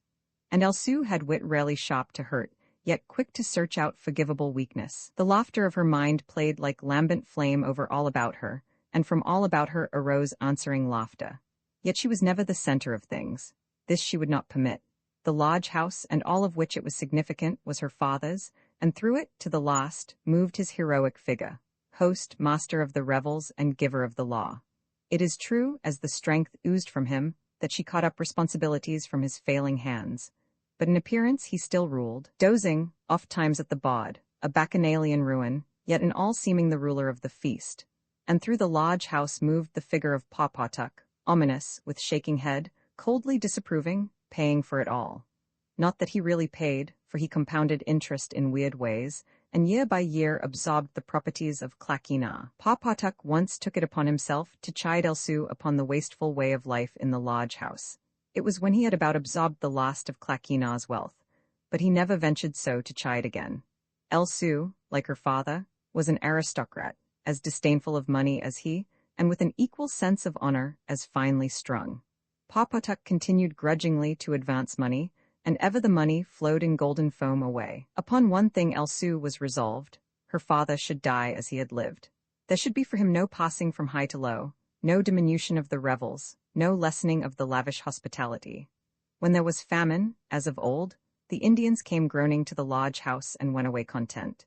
When there was famine and no money, money was borrowed from Pawpawtuck, and the Indians still went away content. Elsu might well have repeated, after the aristocrats of another time and place, that after her came the deluge. In her case the deluge was old Pawpawtuck. With every advance of money, he looked upon her with a more possessive eye, and felt burgeoning within him ancient fires. But Elsu had no eyes for him. Nor had she eyes for the white men who wanted to marry her at the mission with ring and priest and book. For at Tanana Station was a young man, a coon, of her own blood, and tribe, and village. He was strong and beautiful to her eyes, a great hunter, and, in that he had wandered far and much, very poor. He had been to all the unknown wastes and places. He had journeyed to Sitka and to the United States. He had crossed the continent to Hudson Bay and back again, and as seal hunter on a ship he had sailed to Siberia and for Japan. When he returned from the gold strike in Klondike he came, as was his wont, to the lodge house to make report to old Clackinar of all the world that he had seen. And there he first saw Elsu, 3 years back from the mission. Thereat, a coon wandered no more. He refused a wage of $20 a day as pilot on the big steamboats. He hunted some and fished some, but never far from Tanana Station, and he was at the lodge house often and long. And Elsu measured him against many men and found him good. He sang songs to her, and was ardent and glowed until all Tanana Station knew he loved her. And Pawpawtuck but grinned and advanced more money for the upkeep of the lodge house. Then came the death table of Clackina. He sat at feast with death in his throat that he could not drown with wine. And laughter and joke and song went around, and a coon told a story that made the rafters echo. There were no tears or sighs at that table. It was no more than fit that Clackina should die as he had lived, and none knew this better than Elsu, with her artist sympathy. The old roistering crowd was there, and, as of old, 3 frostbitten sailors were there, fresh from the long traverse from the Arctic, survivors of a ship's company of 74. At Claquina's back were 4 old men, all that were left him of the slaves of his youth. With rheumy eyes they saw to his needs, with palsied hands filling his glass, or striking him on the back between the shoulders when death stirred and he coughed and gasped. It was a wild night, and as the hours passed and the fun laughed and roared along, death stirred more restlessly in Claquina's throat. Then it was that he sent for Pawpawtuck. And Pawpawtuck came in from the outside frost to look with disapproving eyes upon the meat and wine on the table for which he had paid. But as he looked down the length of flushed faces to the far end and saw the face of Elsue, the light in his eyes flared up, and for a moment the disapproval vanished. Place was made for him at Claquina's side, and a glass placed before him. Claquina, with his own hands, filled the glass with fervent spirits. "Drink?" he cried. "Is it not good?" And Pawpawtuck's eyes watered as he nodded his head and smacked his lips. "When in your own house have you had such drink?" Claquina demanded. "I will not deny that the drink is good to this old throat of mine," Pawpawtuck made answer, and hesitated for the speech to complete the thought. "But it costs overmuch," Claquina rod, completing it for him. Pawpawtuck winced at the laughter that went down the table. His eyes burned malevolently. "We were boys together, of the same age," he said. "In your throat is death. I am still alive and strong." An ominous murmur arose from the company. Claquina coughed and strangled, and the old slaves smote him between the shoulders. He emerged gasping, and waved his hand to still the threatening rumble. "You have grudged the very fire in your house because the wood cost overmuch," he cried. "You have grudged life. To live cost overmuch, and you have refused to pay the price. Your life has been like a cabin where the fire is out and there are no blankets on the floor." He signaled to a slave to fill his glass, which he held aloft. "But I have lived, and I have been warm with life as you have never been warm. It is true, you shall live long, but the longest nights are the cold nights when a man shivers and lies awake. My nights have been short, but I have slept warm." He drained the glass. The shaking hand of a slave failed to catch it as it crashed to the floor. Claquina sank back, panting, watching the upturned glasses at the lips of the drinkers, his own lips slightly smiling to the applause. At a sign, 2 slaves attempted to help him sit upright again, but they were weak. His frame was mighty, and the 4 old men tottered and shook as they helped him forward. "But manner of life is neither here nor there," he went on. "We have other business, Pawpawtuck, you and I, tonight. Debts are mischances, and I am in mischance with you. What of my debt, and how great is it?" Pawpawtuck searched in his pouch and brought forth a memorandum. He sipped at his glass and began. "There is the note of August, 1889, for $300. The interest has never been paid, and the note of the next year for $500. This note was included in the note of 2 months later for $1,000. Then there is the note. Never mind the many notes," Claquina cried out impatiently. "They make my head go around and all the things inside my head. The hole, the round hole, how much is it?" Pawpawtuck referred to his memorandum. $15,967.75, he read with careful precision. "Make it 16,000, make it 16,000, Claquina said grandly. Odd numbers were ever a worry, and now, and it is for this that I have sent for you, make me out a new note for 16,000, which I shall sign. I have no thought of the interest. Make it as large as you will, and make it payable in the next world, when I shall meet you by the fire of the great father of all Indians. Then the note will be paid. This I promise you. It is the word of Claquina." Pawpawtuck looked perplexed, and loudly the laughter arose and shook the room. Claquina raised his hands. "Nay," he cried. "It is not a joke, I but speak in fairness. It was for this I sent for you, Pawpawtuck. Make out the note." "I have no dealings with the next world," Pawpawtuck made answer slowly. "Have you no thought to meet me before the great father?" Claquina demanded. Then he added, "I shall surely be there." "I have no dealings with the next world," Pawpawtuck repeated sourly. The dying man regarded him with frank amazement. "I know not of the next world," Pawpawtuck explained. "I do business in this world." Claquina's face cleared. "This comes of sleeping cold of nights," he laughed. He pondered for a space, then said, "It is in this world that you must be paid. There remains to me this house. Take it and burn the debt in the candle there." "It is an old house and not worth the money," Pawpawtuck made answer. "There are my mines on the Twisted Salmon. They have never paid to work," was the reply. "There is my share in the steamer Koyokuk. I am half owner. She is at the bottom of the Yukon." Claquina started. "True, I forgot. It was last spring when the ice went out." He mused for a time while the glasses remained untasted, and all the company waited upon his utterance. Then it would seem I owe you a sum of money which I cannot pay, in this world. Pawpawtuck nodded and glanced down the table. Then it would seem that you, Pawpawtuck, are a poor businessman, Clackina said slyly, and boldly Pawpawtuck made answer, no, there is security yet untouched. What? Cried Clackina. Have I still property? Name it, and it is yours, and the debt is no more. There it is. Pawpawtuck pointed at Elsu. Clackina could not understand. He peered down the table, brushed his eyes, and peered again. Your daughter, Elsu, her will I take and the debt be no more. I will burn the debt there in the candle. Clackina's great chest began to heave. Ho, ho, a joke. Ho, ho, ho, he laughed homerically. And with your cold bed and dot is old enough to be the mother of Elsu. Ho, ho, ho. He began to cough and strangle, and the old slaves smote him on the back. Ho, ho, he began again, and went off into another paroxysm. Pawpawtuck waited patiently, sipping from his glass and studying the double row of faces down the bod. It is no joke, he said finally. My speech is well meant. Clackina sobered and looked at him, then reached for his glass but could not touch it. A slave passed it to him, and glass and liquor he flung into the face of Pawpawtuck. Turn him out? Clackina thundered to the waiting table that strained like a pack of hounds in leash. And roll him in the snow. As the mad riot swept past him and out of doors, he signaled to the slaves, and the tottering old men supported him on his feet as he met the returning revelers, upright, glass in hand, pledging them a toast to the short night when a man sleeps warm. It did not take long to settle the estate of Clackina. Tommy, the little Englishman, clock at the trading post, was called in by Elsu to help.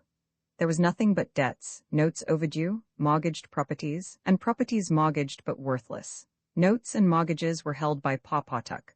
Tommy called him a robber many times as he pondered the compounding of the interest. Is it a debt, Tommy? Elsu asked. It is a robbery, Tommy answered. Nevertheless, it is a debt, she persisted. The winter wore away, and the early spring, and still the claims of Pawpawtuck remained unpaid. He saw Elsu often and explained to her at length, as he had explained to her father, the way the debt could be cancelled. Also, he brought with him old medicine men, who elaborated to her the everlasting damnation of her father if the debt were not paid. One day, after such an elaboration, Elsu made final announcement to Pawpawtuck. I shall tell you two things, she said. First, I shall not be your wife. Will you remember that? Second, you shall be paid the lost cent of the $16,000. $15,967.75, Pawpawtuck corrected. My father said 16,000, was her reply. You shall be paid. How? I know not how, but I shall find out how. Now go, and bother me no more. If you do, she hesitated to find fitting penalty. If you do, I shall have you rolled in the snow again as soon as the first snow flies. This was still in the early spring, and a little later Elsu surprised the country. Word went up and down the Yukon from Chilkoot to the Delta, and was carried from camp to the farthermost camps, that in June, when the first salmon ran, Elsu, daughter of Clackina, would sell herself at public auction to satisfy the claims of Pawpawtuck. Vain were the attempts to dissuade her. The missionary at St. George wrestled with her, but she replied, only the debts to God are settled in the next world. The debts of men are of this world, and in this world are they settled. Akun wrestled with her, but she replied, I do love thee, Akun, but honor is greater than love, and who am I that I should blacken my father? Sister Alberta journeyed all the way up from Holy Cross on the first steamer, and to no better end. My father wanders in the thick and endless forests, said Elsu, and there will he wander, with the lost souls crying, till the debt be paid. Then, and not until then, may he go unto the house of the Great Father. And you believe this? Sister Alberta asked. I do not know, Elsu made answer. It was my father's belief. Sister Alberta shrugged her shoulders incredulously. Who knows but that the things we believe come true? Elsu went on. Why not? The next world to you may be heaven and hops, because you have believed heaven and hops. To my father the next world may be a large house where he will sit always at table feasting with God. And you? Sister Alberta asked. What is your next world? Elsu hesitated but for a moment. I should like a little of both, she said. I should like to see your face as well as the face of my father. The day of the auction came. Tanana Station was populous. As was their custom, the tribes had gathered to await the salmon run, and in the meantime spent the time in dancing and frolicking, trading and gossiping. Then there was the ordinary sprinkling of white adventurers, traders, and prospectors, and in addition, a large number of white men who had come because of curiosity or interest in the affair. It had been a backward spring, and the salmon were late in running.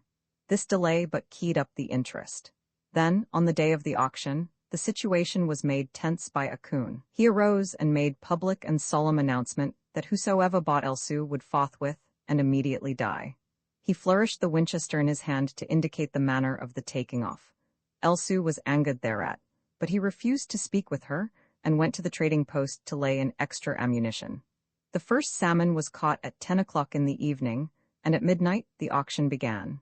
It took place on top of the high bank alongside the Yukon. The sun was due north just below the horizon, and the sky was lurid red.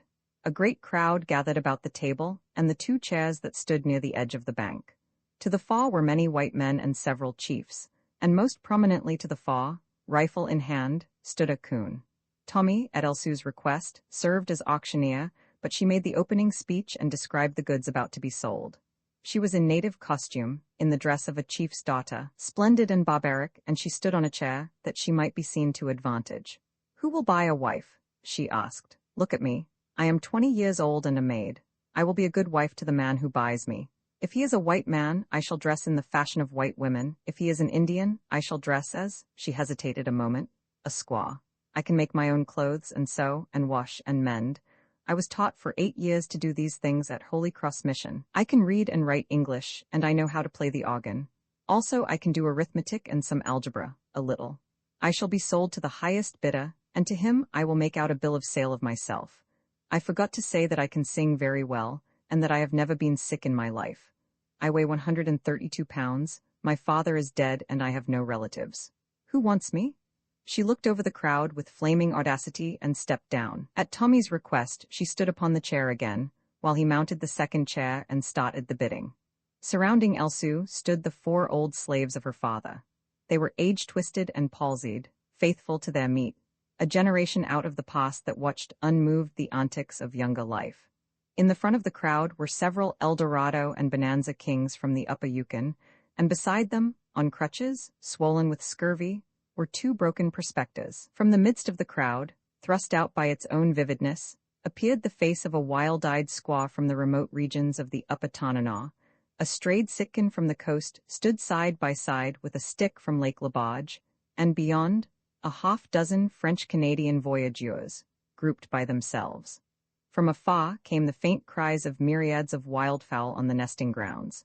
Swallows were skimming up overhead from the placid surface of the Yukon, and robins were singing. The oblique rays of the hidden sun shot through the smoke, high dissipated from forest fires 1,000 miles away, and turned the heavens to somber red, while the earth shone red in the reflected glow. This red glow shone in the faces of all, and made everything seem unearthly and unreal. The bidding began slowly. The Sitkan, who was a stranger in the land and who had arrived only half an hour before, offered $100 in a confident voice, and was surprised when Akun turned threateningly upon him with the rifle. The bidding dragged. An Indian from the Tozakakat, a pilot, bid $150, and after some time a gambler, who had been ordered out of the upper country, raised the bid to $200. Elsu was saddened, her pride was hurt, but the only effect was that she flamed more audaciously upon the crowd. There was a disturbance among the onlookers as Papatuk forced his way to the front. $500, he bid in a loud voice, then looked about him proudly to note the effect. He was minded to use his great wealth as a bludgeon with which to stun all competition at the start, but one of the voyageurs, looking on Elsu with sparkling eyes, raised the bid 100. $700? Papatuk returned promptly, and with equal promptness came the 800 of the voyageur. Then Papatuk swung his club again. $1,200? He shouted. With a look of poignant disappointment, the voyageur succumbed. There was no further bidding. Tommy worked hard, but could not elicit a bid. Elsu spoke to Papatuk. "It were good, Papatuk, for you to weigh well your bid. Have you forgotten the thing I told you, that I would never marry you?" "It is a public auction," he retorted. "I shall buy you with a bill of sale. I have offered $1,200, you come cheap." "Too damned cheap?" Tommy cried. "What if I am auctioneer? That does not prevent me from bidding. I'll make it 1,300. 1,400, from Papatuk. "I'll buy you in to be my sister," Tommy whispered to Elsu, then called aloud. 1,500? At 2001 of the Eldorado kings took a hand, and Tommy dropped out. A third time Papatuk swung the club of his wealth, making a clean raise of $500. But the Eldorado king's pride was touched. No man could club him, and he swung back another 500. Elsu stood at 3,000. Pawpawtuck made it $3,500 and gasped when the Eldorado king raised it $1,000. Pawpawtuck again raised it $500 and again gasped when the king raised 1,000 more. Pawpawtuck became angry. His pride was touched, his strength was challenged, and with him strength took the form of wealth. He would not be ashamed for weakness before the world. Elsu became incidental. The savings and scrimpings from the cold nights of all his years were ripe to be squandered. Elsu stood at 6,000. He made it 7,000. And then, in $1,000 bids as fast as they could be uttered, her price went up. At 14,000 the two men stopped for breath. Then the unexpected happened. A still heavier club was swung. In the pause that ensued, the gambler, who had scented a speculation and formed a syndicate with several of his fellows, bid $16,000. 17,000, Pawpawtuck said weakly. 18,000, said the king. Pawpawtuck gathered his strength. 20,000. The syndicate dropped out. The Eldorado king raised 1,000 and Pawpawtuck raised back, and as they bid, a coon turned from one to the other, half menacingly, half curiously, as though to see what manner of man it was that he would have to kill. When the king prepared to make his next bid, a coon having pressed closer, the king first loosed the revolver at his hip, then said, 23,000. 24,000, said Pawpawtuck. He grinned viciously, for the certitude of his bidding had at last shaken the king. The latter moved over close to Elsu. He studied her carefully for a long while. And 500, he said at last. 25,000, came Pawpawtuck's raise. The king looked for a long space and shook his head. He looked again and said reluctantly, and 500. 26,000, Pawpawtuck snapped. The king shook his head and refused to meet Tommy's pleading eye. In the meantime, a coon had edged close to Pawpawtuck. Elsu's quick eye noted this, and while Tommy wrestled with the Eldorado king for another bid, she bent and spoke in a low voice in the ear of a slave. And while Tommy's going, dominated the air, the slave went up to a coon and spoke in a low voice in his ear. A coon made no sign that he had heard, though Elsu watched him anxiously. Gone, Tommy's voice rang out, to Pawpawtuck for $26,000. Pawpawtuck glanced uneasily at a coon. All eyes were centered upon a coon, but he did nothing. Let the scales be brought, said Elsu. I shall make payment at my house, said Pawpawtuck. Let the scales be brought, Elsu repeated. Payment shall be made here where all can see. So the gold scales were brought from the trading post, while Pawpawtuck went away and came back with a man at his heels, on whose shoulders was a weight of gold dust in moose-hide sacks. Also, at Pawpawtuck's back, walked another man with a rifle, who had eyes only for a coon. Here are the notes and mortgages, said Pawpawtuck, for $15,967.75. Elsu received them into her hands and said to Tommy, let them be reckoned as 16,000. There remains $10,000 to be paid in gold, Tommy said. Pawpawtuck nodded and untied the mouths of the sacks. Elsu, standing at the edge of the bank, tore the papers to shreds and sent them fluttering out over the Yukon. The weighing began, but halted. Of course, at $17, Pawpawtuck had said to Tommy, as he adjusted the scales. At $16, Elsu said sharply. It is the custom of all the land to reckon gold at $17 for each ounce, Pawpawtuck replied, and this is a business transaction. Elsu laughed. It is a new custom, she said. It began this spring. Last year and the years before, it was $16 an ounce. When my father's debt was made, it was $16.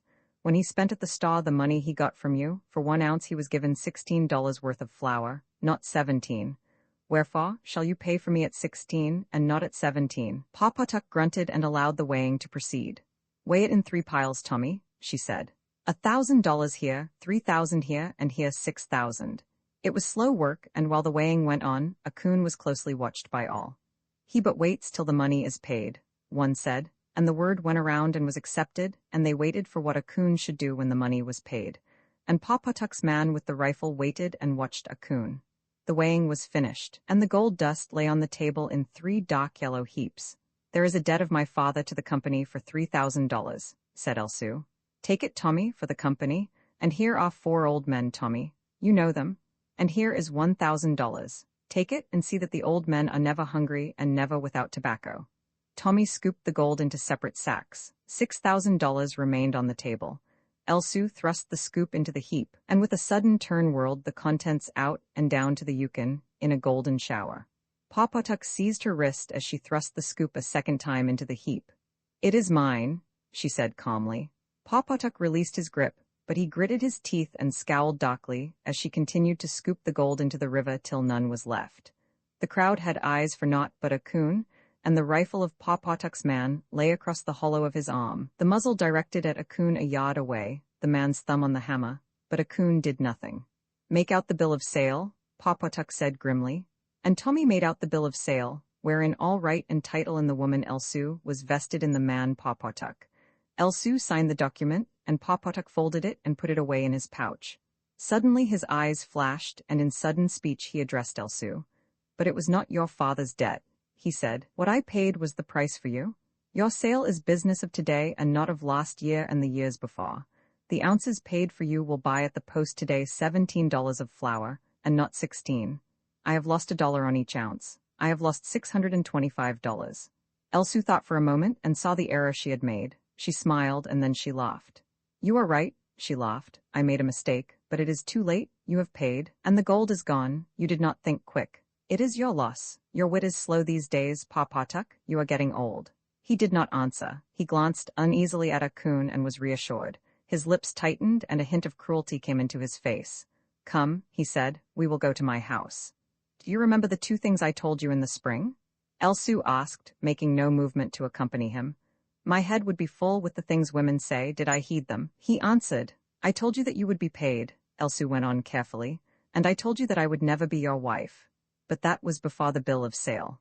Pawpawtuck crackled the paper between his fingers inside the pouch. "I have bought you before all the world. You belong to me. You will not deny that you belong to me." "I belong to you," Elsu said steadily. "I own you. You own me." Pawpawtuck's voice rose slightly and triumphantly. "As a dog, I own you. As a dog you own me," Elsu continued calmly. "But Pawpawtuck, you forget the thing I told you. Had any other man bought me, I should have been that man's wife. I should have been a good wife to that man. Such was my will, but my will with you was that I should never be your wife. Wherefore, I am your dog." Pawpawtuck knew that he played with fire, and he resolved to play firmly. "Then I speak to you not as Elsu, but as a dog," he said, "and I tell you to come with me." He half reached to grip her arm, but with a gesture she held him back. "Not so fast, Pawpawtuck. You buy a dog, the dog runs away. It is your loss. I am your dog. What if I run away? As the owner of the dog, I shall beat you when you catch me. When I catch you, then catch me." He reached swiftly for her, but she eluded him. She laughed as she circled around the table. "Catch her?" Pawpawtuck commanded the Indian with the rifle, who stood near to her. But as the Indian stretched forth his arm to her, the El Dorado king felled him with a fist blow under the ear. The rifle clattered to the ground. Then was Akun's chance. His eyes glittered, but he did nothing. Pawpawtuck was an old man, but his cold nights retained for him his activity. He did not circle the table. He came across suddenly, over the top of the table. Elsu was taken off her guard. She sprang back with a sharp cry of alarm, and Pawpawtuck would have caught her had it not been for Tommy. Tommy's leg went out, Pawpawtuck tripped and pitched forward on the ground. Elsu got her start. "Then catch me," she laughed over her shoulder as she fled away. She ran lightly and easily, but Pawpawtuck ran swiftly and savagely. He outran her. In his youth he had been swiftest of all the young men, but Elsu dodged in a willowy, elusive way. Being in native dress, her feet were not cluttered with skirts, and her pliant body curved a flight that defied the gripping fingers of Pawpawtuck. With laughter and tumult, the great crowd scattered out to see the chase.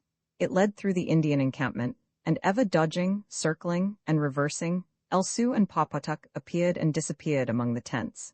Elsu seemed to balance herself against the air with her arms, now one side, now on the other, and sometimes her body, too, leaned out upon the air far from the perpendicular as she achieved her sharpest curves. And Pawpawtuck, always a leap behind, or a leap this side or that, like a lean hound strained after her. They crossed the open ground beyond the encampment and disappeared in the forest. Tanana Station waited their reappearance, and long and vainly it waited. In the meantime, Akun ate and slept, and lingered much at the steamboat landing, deaf to the rising resentment of Tanana Station in that he did nothing. 24 hours later Pawpawtuck returned. He was tired and savage. He spoke to no one but Akun, and with him tried to pick a quarrel. But Akun shrugged his shoulders and walked away.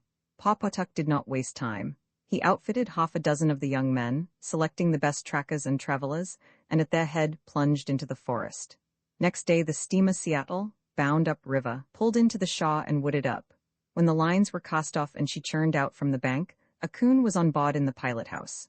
Not many hours afterward, when it was his turn at the wheel, he saw a small birch-bark canoe put off from the Shaw. There was only one person in it. He studied it carefully, put the wheel over, and slowed down. The captain entered the pilot house. "What's the matter?" he demanded. "The watt is good." Akun grunted. He saw a larger canoe leaving the bank, and in it were a number of persons. As the Seattle lost headway, he put the wheel over some more. The captain fumed. "It's only a squaw," he protested. Akun did not grunt. He was all eyes for the squaw and the pursuing canoe. In the latter 6 paddles were flashing, while the squaw paddled slowly.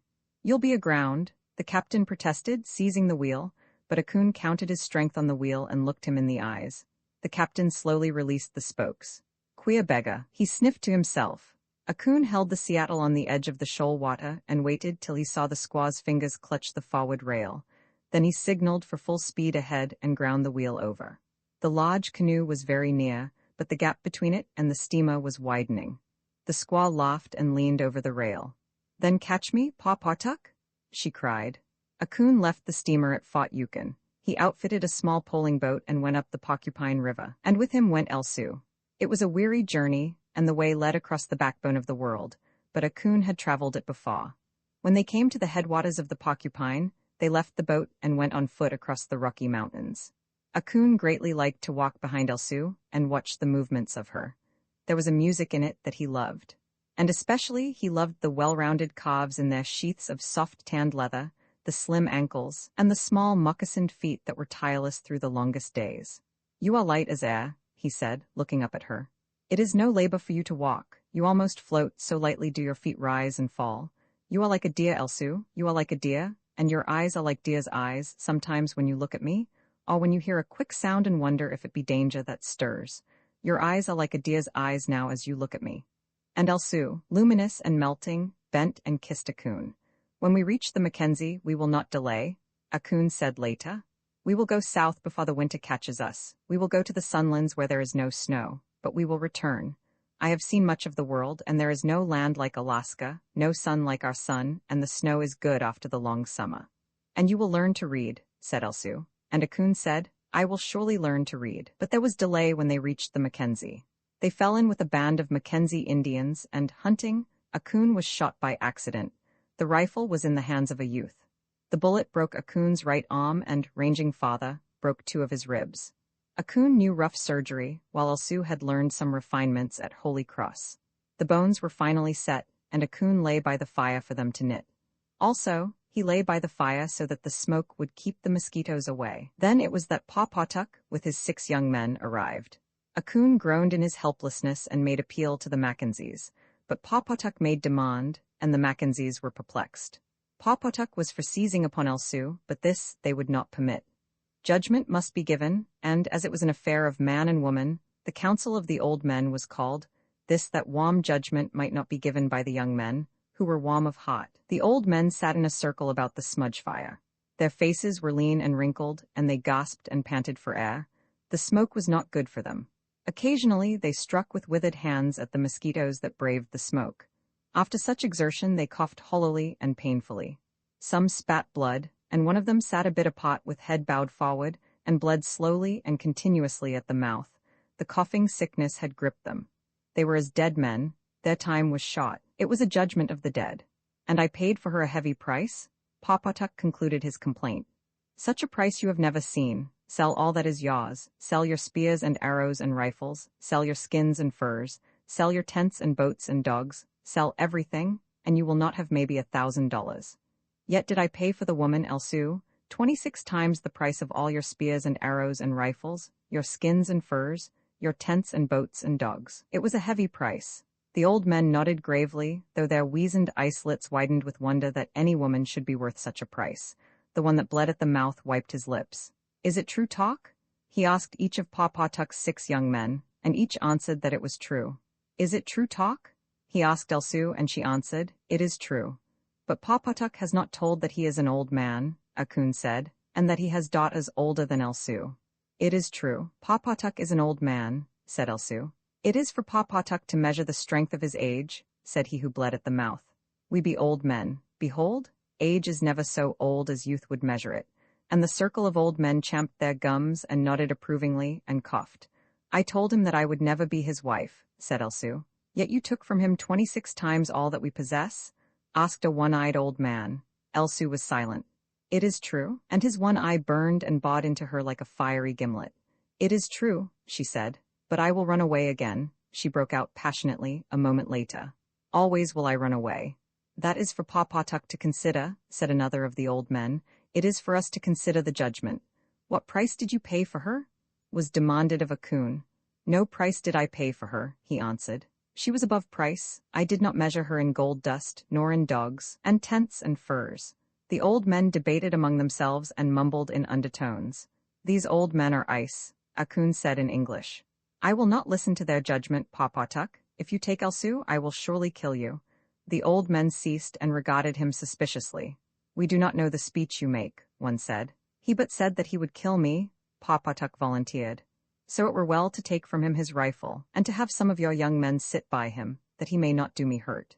He is a young man, and what are broken bones to youth? A coon, lying helpless, had rifle and knife taken from him, and to either side of his shoulders sat young men of the Mackenzies. The one-eyed old man arose and stood upright. We marvel at the price paid for one mere woman, he began, but the wisdom of the price is no concern of ours. We are here to give judgment, and judgment we give. We have no doubt, it is known to all that Pawpaw-Tuck paid a heavy price for the woman Elsu. Wherefore does the woman Elsu belong to Pawpaw-Tuck and none other? He sat down heavily and coughed. The old men nodded and coughed. I will kill you, a coon cried in English. Pawpaw-Tuck smiled and stood up. You have given true judgment, he said to the council, and my young men will give to you much tobacco. Now let the woman be brought to me. A coon gritted his teeth. The young men took Elsu by the arms. She did not resist and was led, her face a sullen flame, to Pawpaw-Tuck. Sit there at my feet till I have made my talk, he commanded. He paused a moment. It is true, he said, I am an old man, yet can I understand the ways of youth. The fire has not all gone out of me. Yet am I no longer young, nor am I minded to run these old legs of mine through all the years that remain to me. Elsu can run fast and well. She is a dear. This I know, for I have seen and run after her. It is not good that a wife should run so fast. I paid for her a heavy price, yet does she run away from me. A coon paid no price at all, yet does she run to him. When I came among you people of the Mackenzie, I was of one mind. As I listened in the council and thought of the swift legs of Elsu, I was of many minds. Now am I of one mind again, but it is a different mind from the one I brought to the council. Let me tell you my mind. When a dog runs once away from a master, it will run away again. No matter how many times it is brought back, each time it will run away again. When we have such dogs, we sell them. Elsu is like a dog that runs away. I will sell her. Is there any man of the council that will buy? The old men coughed and remained silent. A coon would buy, Pawpaw-Tuck went on, but he has no money, wherefore I will give Elsu to him, as he said, without price. Even now will I give her to him. Reaching down, he took Elsu by the hand and led her across the space to where a coon lay on his back. She has a bad habit, a coon, he said, seating her at a coon's feet. As she has run away from me in the past, in the days to come she may run away from you, but there is no need to fear that she will ever run away, a coon. I shall see to that. Never will she run away from you. This is the word of Pawpaw-Tuck. She has great wit, I know, for often has it bitten into me. Yet am I minded myself to give my wit play for once, and by my wit will I secure her to you, a coon. Stooping, Pawpaw-Tuck crossed Elsu's feet so that the instep of one lay over that of the other, and then, before his purpose could be divined, he discharged his rifle through the two ankles. As a coon struggled to rise against the weight of the young men, there was heard the crunch of the broken bone rebroken. It is just, said the old men, one to another. Elsu made no sound. She sat and looked at her shattered ankles on which she would never walk again. My legs are strong, Elsu, a coon said, but never will they bear me away from you. Elsu looked at him, and for the first time in all the time he had known her, a coon saw tears in her eyes. Your eyes are like deer's eyes, Elsu, he said. Is it just? Pawpaw-Tuck asked and grinned from the edge of the smoke as he prepared to depart. It is just, the old men said, and they sat on in the silence. Lost Face by Jack London. To build a fire day had broken cold and gray, exceedingly cold and gray, when the man turned aside from the main Yukon trail and climbed the high earth bank, where a dim and little-traveled trail led eastward through the fat spruce timberland. It was a steep bank, and he paused for breath at the top, excusing the act to himself by looking at his watch. It was 9 o'clock. There was no sun nor hint of sun, though there was not a cloud in the sky. It was a clear day, and yet there seemed an intangible pall over the face of things, a subtle gloom that made the day dark, and that was due to the absence of sun. This fact did not worry the man. He was used to the lack of sun. It had been days since he had seen the sun, and he knew that a few more days must pass before that cheerful orb, due south, would just peep above the skyline and dip immediately from view. The man flung a look back along the way he had come. The Yukon lay a mile wide and hidden under 3 feet of ice. On top of this ice were as many feet of snow. It was all pure white, rolling in gentle undulations where the ice jams of the freeze-up had formed. North and south, as far as his eye could see, it was unbroken white, save for a dark hairline that curved and twisted from around the spruce-covered island to the south, and that curved and twisted away into the north, where it disappeared behind another spruce-covered island. This dark hairline was the trail, the main trail, that led south 500 miles to the Chilkoot Pass, Daya, and Salt Water, and that led north 70 miles to Dawson, and still on to the north 1,000 miles to Nulato, and finally to St. Michael on Bering Sea, 1,000 miles and half 1,000 more. But all this, the mysterious, far-reaching hairline trail, the absence of sun from the sky, the tremendous cold, and the strangeness and weirdness of it all, made no impression on the man. It was not because he was long used to it. He was a newcomer in the land, a Chechaquo, and this was his first winter. The trouble with him was that he was without imagination. He was quick and alert in the things of life, but only in the things, and not in the significances. 50 degrees below zero meant 80-odd degrees of frost. Such fact impressed him as being cold and uncomfortable, and that was all. It did not lead him to meditate upon his frailty as a creature of temperature, and upon man's frailty in general, able only to live within certain narrow limits of heat and cold. And from there on it did not lead him to the conjectural field of immortality and man's place in the universe. 50 degrees below zero stood for a bite of frost that hurt, and that must be guarded against by the use of mittens, ear flaps, warm moccasins, and thick socks. 50 degrees below zero was to him just precisely 50 degrees below zero. That there should be anything more to it than that was a thought that never entered his head. As he turned to go on, he spat speculatively. There was a sharp, explosive crackle that startled him. He spat again, and again, in the air, before it could fall to the snow, the spittle crackled. He knew that at 50 below spittle crackled on the snow, but this spittle had crackled in the air. Undoubtedly, it was colder than 50 below. How much colder he did not know, but the temperature did not matter. He was bound for the old claim on the left fork of Henderson Creek, where the boys were already. They had come over across the divide from the Indian Creek country, while he had come the roundabout way to take a look at the possibilities of getting out logs in the spring from the islands in the Yukon. He would be in to camp by 6 o'clock. A bit after dark, it was true, but the boys would be there, a fire would be going, and a hot supper would be ready.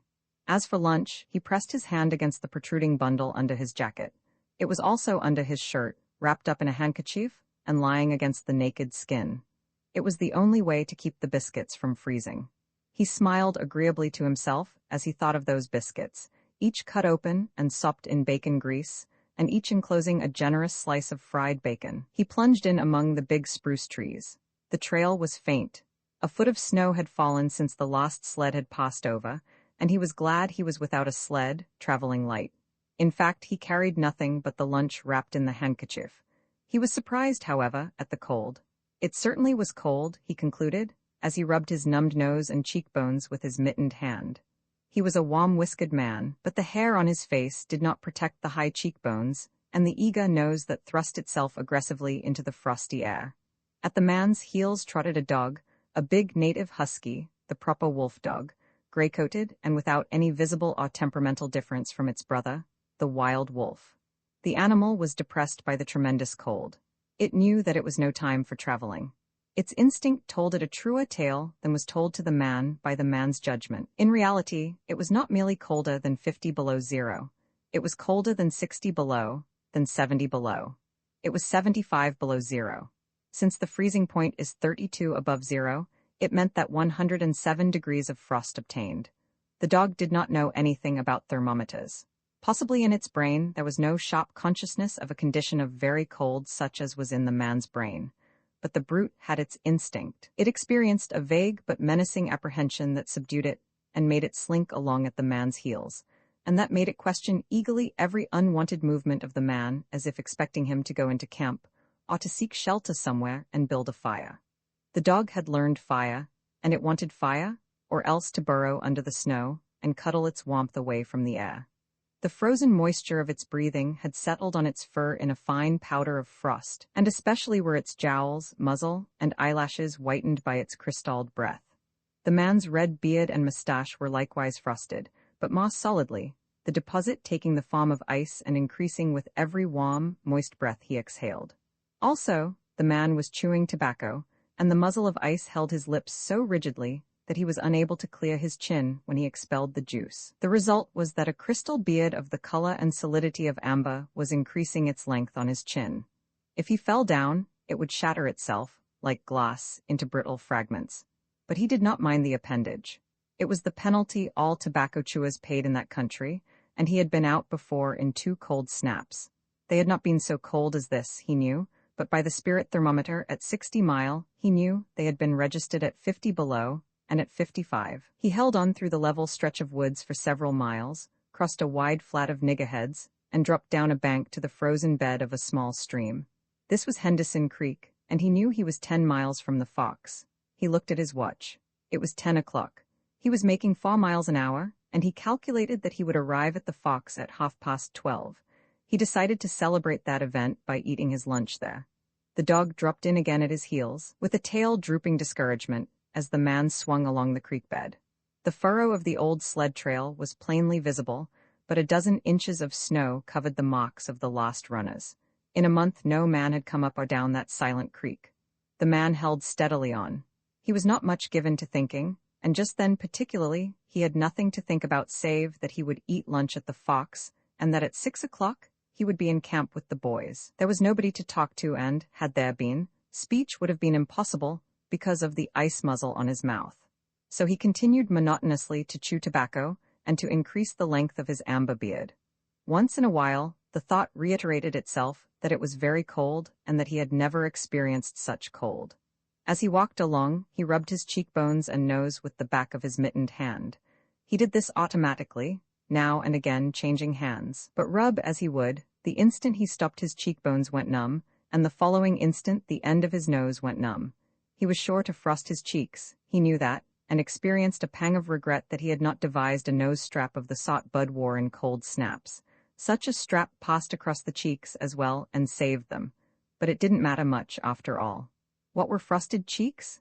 A bit painful, that was all. They were never serious. Empty as the man's mind was of thoughts, he was keenly observant, and he noticed the changes in the creek, the curves and bends and timber jams, and always he sharply noted where he placed his feet. Once, coming around a bend, he shied abruptly, like a startled horse, curved away from the place where he had been walking, and retreated several paces back along the trail. The creek he knew was frozen clear to the bottom. No creek could contain water in that Arctic winter, but he knew also that there were springs that bubbled out from the hillsides and ran along under the snow and on top the ice of the creek. He knew that the coldest snaps never froze these springs, and he knew likewise their danger. They were traps. They hid pools of water under the snow that might be 3 inches deep, or 3 feet. Sometimes a skin of ice half an inch thick covered them, and in turn was covered by the snow. Sometimes there were alternate layers of water and ice skin, so that when one broke through, he kept on breaking through for a while, sometimes wetting himself to the waist. That was why he had shied in such panic. He had felt the give under his feet and heard the crackle of a snow-hidden ice skin, and to get his feet wet in such a temperature meant trouble and danger. At the very least, it meant delay, for he would be forced to stop and build a fire, and under its protection to bare his feet while he dried his socks and moccasins. He stood and studied the creek bed and its banks, and decided that the flow of water came from the right. He reflected a while, rubbing his nose and cheeks, then skirted to the left, stepping gingerly and testing the footing for each step. Once clear of the danger, he took a fresh chew of tobacco and swung along at his 4-mile gait. In the course of the next 2 hours, he came upon several similar traps. Usually the snow above the hidden pools had a sunken, candied appearance that advertised the danger. Once again, however, he had a close call, and once, suspecting danger, he compelled the dog to go on in front. The dog did not want to go. It hung back until the man shoved it forward, and then it went quickly across the white, unbroken surface. Suddenly it broke through, floundered to one side, and got away to firmer footing. It had wet its forefeet and legs, and almost immediately the water that clung to it turned to ice. It made quick efforts to lick the ice off its legs, then dropped down in the snow and began to bite out the ice that had formed between the toes. This was a matter of instinct. To permit the ice to remain would mean soft feet. It did not know this. It merely obeyed the mysterious prompting that arose from the deep crypts of its being. But the man knew, having achieved a judgment on the subject, and he removed the mitten from his right hand and helped tear out the ice particles. He did not expose his fingers more than a minute, and was astonished at the swift numbness that smote them. It certainly was cold. He pulled on the mitten hastily and beat the hand savagely across his chest. At 12 o'clock the day was at its brightest, yet the sun was too far south on its winter journey to clear the horizon. The bulge of the earth intervened between it and Henderson Creek, where the man walked under a clear sky at noon and cast no shadow. At 12:30 to the minute, he arrived at the forks of the creek. He was pleased at the speed he had made. If he kept it up, he would certainly be with the boys by 6. He unbuttoned his jacket and shirt and drew forth his lunch. The action consumed no more than a quarter of a minute, yet in that brief moment, the numbness laid hold of the exposed fingers. He did not put the mitten on, but, instead, struck the fingers a dozen sharp smashes against his leg. Then he sat down on a snow-covered log to eat. The sting that followed upon the striking of his fingers against his leg ceased so quickly that he was startled. He had had no chance to take a bite of biscuit. He struck the fingers repeatedly and returned them to the mitten, baring the other hand for the purpose of eating. He tried to take a mouthful, but the ice muzzle prevented. He had forgotten to build a fire and thaw out. He chuckled at his foolishness, and as he chuckled, he noted the numbness creeping into the exposed fingers. Also, he noted that the stinging which had first come to his toes when he sat down was already passing away. He wondered whether the toes were warm or numbed. He moved them inside the moccasins and decided that they were numbed. He pulled the mitten on hurriedly and stood up. He was a bit frightened. He stamped up and down until the stinging returned into the feet. It certainly was cold, was his thought. That man from Sulphur Creek had spoken the truth when telling how cold it sometimes got in the country. And he had laughed at him at the time. That showed one must not be too sure of things. There was no mistake about it, it was cold. He strode up and down, stamping his feet and threshing his arms, until reassured by the returning warmth. Then he got out matches and proceeded to make a fire. From the undergrowth, where high water of the previous spring had lodged a supply of seasoned twigs, he got his firewood. Working carefully from a small beginning, he soon had a roaring fire, over which he thawed the ice from his face, and in the protection of which he ate his biscuits. For the moment the cold of space was outwitted. The dog took satisfaction in the fire, stretching out close enough for warmth and far enough away to escape being singed. When the man had finished, he filled his pipe and took his comfortable time over a smoke. Then he pulled on his mittens, settled the ear flaps of his cap firmly about his ears, and took the creek trail up the left fork. The dog was disappointed and yearned back toward the fire. This man did not know cold. Possibly all the generations of his ancestry had been ignorant of cold, of real cold, of cold 107 degrees below freezing point. But the dog knew, all its ancestry knew, and it had inherited the knowledge. And it knew that it was not good to walk abroad in such fearful cold. It was the time to lie snug in a hole in the snow and wait for a curtain of cloud to be drawn across the face of outer space, whence this cold came. On the other hand, there was keen intimacy between the dog and the man. The one was the toil slave of the other, and the only caresses it had ever received were the caresses of the whiplash and of harsh and menacing throat sounds that threatened the whiplash. So the dog made no effort to communicate its apprehension to the man. It was not concerned in the welfare of the man. It was for its own sake that it yearned back toward the fire. But the man whistled and spoke to it with the sound of whiplashes, and the dog swung in at the man's heels and followed after. The man took a chew of tobacco and proceeded to start a new amber beard. Also, his moist breath quickly powdered with white his mustache, eyebrows, and lashes. There did not seem to be so many springs on the left fork of the Henderson, and for half an hour the man saw no signs of any. And then it happened. At a place where there were no signs, where the soft, unbroken snow seemed to advertise solidity beneath, the man broke through. It was not deep. He wetted himself halfway to the knees before he floundered out to the firm crust. He was angry and cursed his luck aloud. He had hoped to get into camp with the boys at 6 o'clock, and this would delay him an hour, for he would have to build a fire and dry out his footgear. This was imperative at that low temperature. He knew that much, and he turned aside to the bank, which he climbed. On top, tangled in the underbrush about the trunks of several small spruce trees, was a high-water deposit of dry firewood, sticks and twigs principally, but also larger portions of seasoned branches and fine, dry, last year's grasses. He threw down several large pieces on top of the snow. This served for a foundation and prevented the young flame from drowning itself in the snow it otherwise would melt. The flame he got by touching a match to a small shred of birch bark that he took from his pocket. This burned even more readily than paper. Placing it on the foundation, he fed the young flame with wisps of dry grass and with the tiniest dry twigs. He worked slowly and carefully, keenly aware of his danger.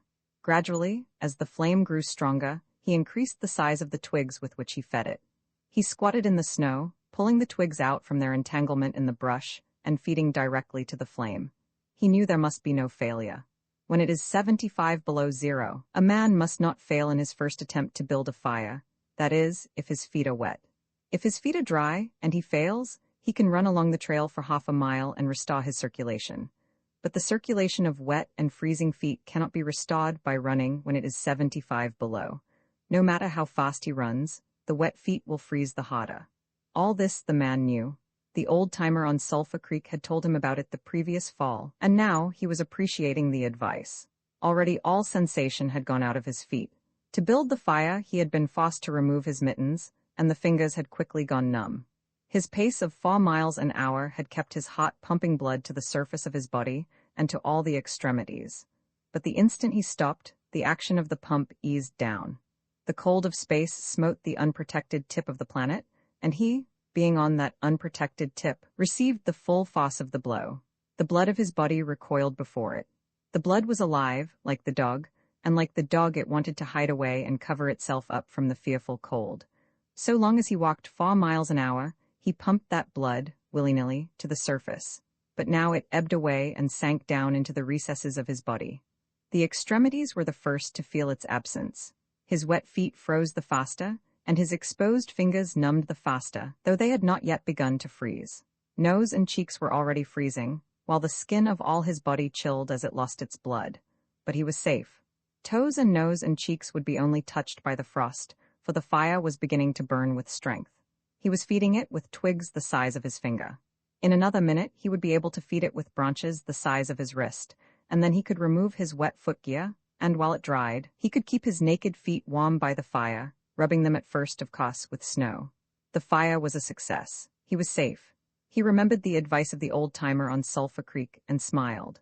The old-timer had been very serious in laying down the law that no man must travel alone in the Klondike after 50 below.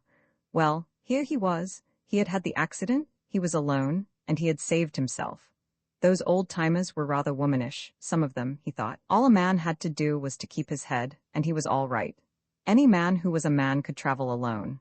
But it was surprising, the rapidity with which his cheeks and nose were freezing, and he had not thought his fingers could go lifeless in so short a time. Lifeless they were, for he could scarcely make them move together to grip a twig, and they seemed remote from his body and from him. When he touched a twig, he had to look and see whether or not he had hold of it. The wires were pretty well down between him and his finger ends, all of which counted for little. There was the fire, snapping and crackling and promising life with every dancing flame. He started to untie his moccasins. They were coated with ice. The thick German socks were like sheaths of iron halfway to the knees, and the moccasin strings were like rods of steel, all twisted and knotted as by some conflagration. For a moment he tugged with his numbed fingers, then, realizing the folly of it, he drew his sheath knife. But before he could cut the strings, it happened. It was his own fault, or rather, his mistake. He should not have built the fire under the spruce tree. He should have built it in the open. But it had been easier to pull the twigs from the brush and drop them directly on the fire. Now the tree under which he had done this carried a weight of snow on its boughs. No wind had blown for weeks, and each bough was fully freighted. Each time he had pulled a twig, he had communicated a slight agitation to the tree. An imperceptible agitation, so far as he was concerned, but an agitation sufficient to bring about the disaster. High up in the tree, one bough capsized its load of snow. This fell on the boughs beneath, capsizing them. This process continued, spreading out and involving the whole tree. It grew like an avalanche, and it descended without warning upon the man and the fire was blotted out. Where it had burned was a mantle of fresh and disordered snow. The man was shocked. It was as though he had just heard his own sentence of death. For a moment he sat and stared at the spot where the fire had been. Then he grew very calm. Perhaps the old-timer on Sulphur Creek was right. If he had only had a trail mate, he would have been in no danger now. The trail mate could have built the fire. Well, it was up to him to build the fire over again, and this second time there must be no failure. Even if he succeeded, he would most likely lose some toes.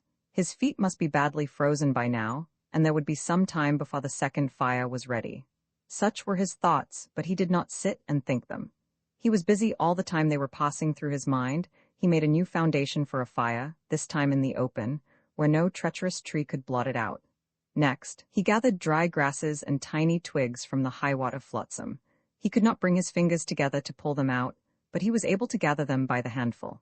In this way, he got many rotten twigs and bits of green moss that were undesirable, but it was the best he could do.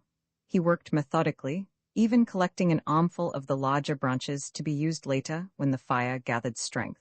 And all the while, the dog sat and watched him, a certain yearning wistfulness in its eyes, for it looked upon him as the fire provider, and the fire was slow in coming. When all was ready, the man reached in his pocket for a second piece of birch bark. He knew the bark was there, and though he could not feel it with his fingers, he could hear its crisp rustling as he fumbled for it. Try as he would, he could not clutch hold of it. And all the time, in his consciousness, was the knowledge that each instant his feet were freezing. This thought tended to put him in a panic, but he fought against it and kept calm. He pulled on his mittens with his teeth and threshed his arms back and forth, beating his hands with all his might against his sides. He did this sitting down, and he stood up to do it. And all the while the dog sat in the snow, its wolf brush of a tail curled around warmly over its forefeet, its sharp wolf ears pricked forward intently as it watched the man. And the man, as he beat and threshed with his arms and hands, felt a great surge of envy as he regarded the creature that was warm and secure in its natural covering. After a time, he was aware of the first faraway signals of sensation in his beaten fingers. The faint tingling grew stronger till it evolved into a stinging ache that was excruciating, but which the man hailed with satisfaction. He stripped the mitten from his right hand and fetched forth the birch bark. The exposed fingers were quickly going numb again. Next he brought out his bunch of sulphur matches, but the tremendous cold had already driven the life out of his fingers. In his effort to separate one match from the others, the whole bunch fell in the snow. He tried to pick it out of the snow, but failed. The dead fingers could neither touch nor clutch. He was very careful. He drove the thought of his freezing feet and nose and cheeks out of his mind, devoting his whole soul to the matches. He watched, using the sense of vision in place of that of touch, and when he saw his fingers on each side the bunch, he closed them. That is, he willed to close them, for the wires were drawn, and the fingers did not obey. He pulled the mitten on the right hand and beat it fiercely against his knee. Then, with both mittened hands, he scooped the bunch of matches, along with much snow, into his lap. Yet he was no better off. After some manipulation, he managed to get the bunch between the heels of his mittened hands. In this fashion he carried it to his mouth. The ice crackled and snapped when by a violent effort he opened his mouth. He drew the lower jaw in, curled the upper lip out of the way, and scraped the bunch with his upper teeth in order to separate a match. He succeeded in getting one, which he dropped on his lap. He was no better off. He could not pick it up. Then he devised a way. He picked it up in his teeth and scratched it on his leg. 20 times he scratched before he succeeded in lighting it. As it flamed, he held it with his teeth to the birch bark. But the burning brimstone went up his nostrils and into his lungs, causing him to cough spasmodically. The match fell into the snow and went out. The old-timer on Sulphur Creek was right, he thought in the moment of controlled despair that ensued. After 50 below, a man should travel with a partner. He beat his hands, but failed in exciting any sensation. Suddenly, he bared both hands, removing the mittens with his teeth. He caught the whole bunch between the heels of his hands. His arm muscles not being frozen enabled him to press the handheels tightly against the matches. Then he scratched the bunch along his leg. It flared into flame, 70 sulphur matches at once. There was no wind to blow them out. He kept his head to one side to escape the strangling fumes, and held the blazing bunch to the birch bark. As he so held it, he became aware of sensation in his hand. His flesh was burning. He could smell it.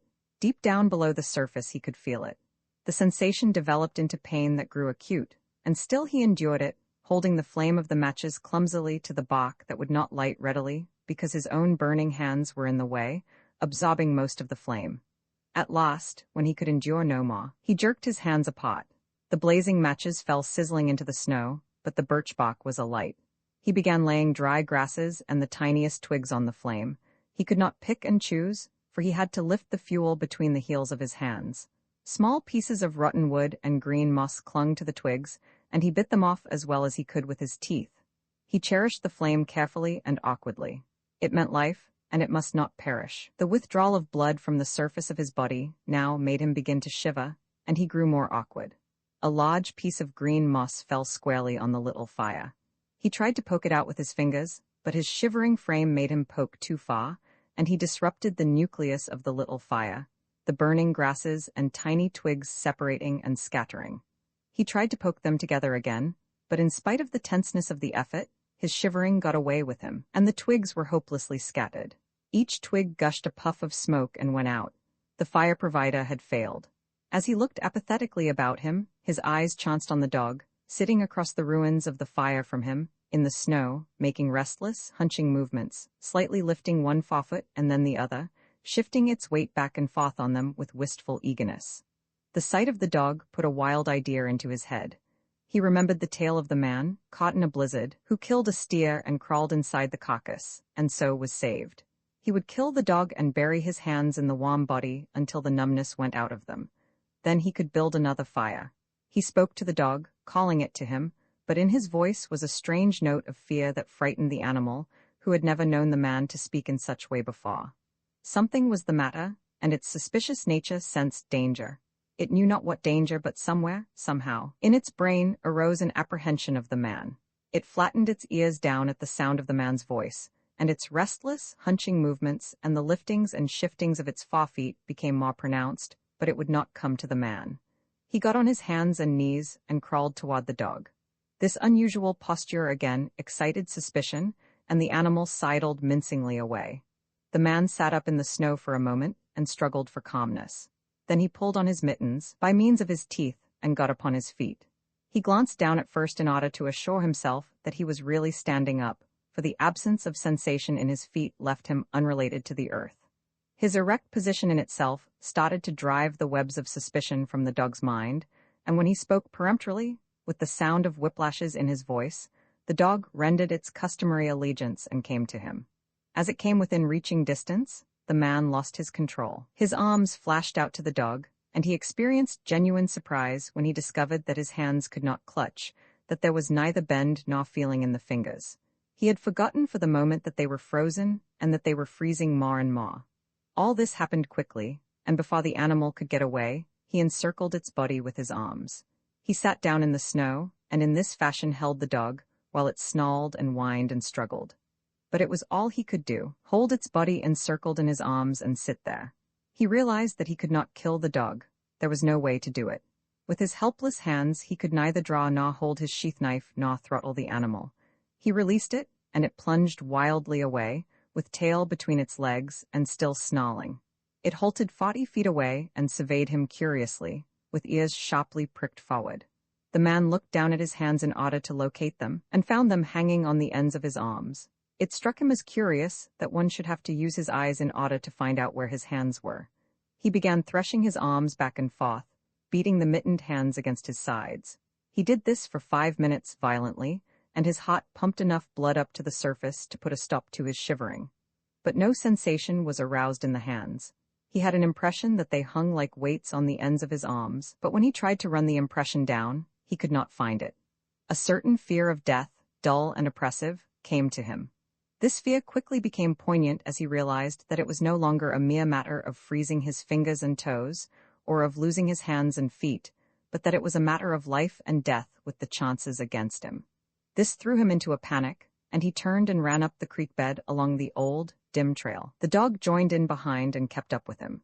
He ran blindly, without intention, in fear such as he had never known in his life.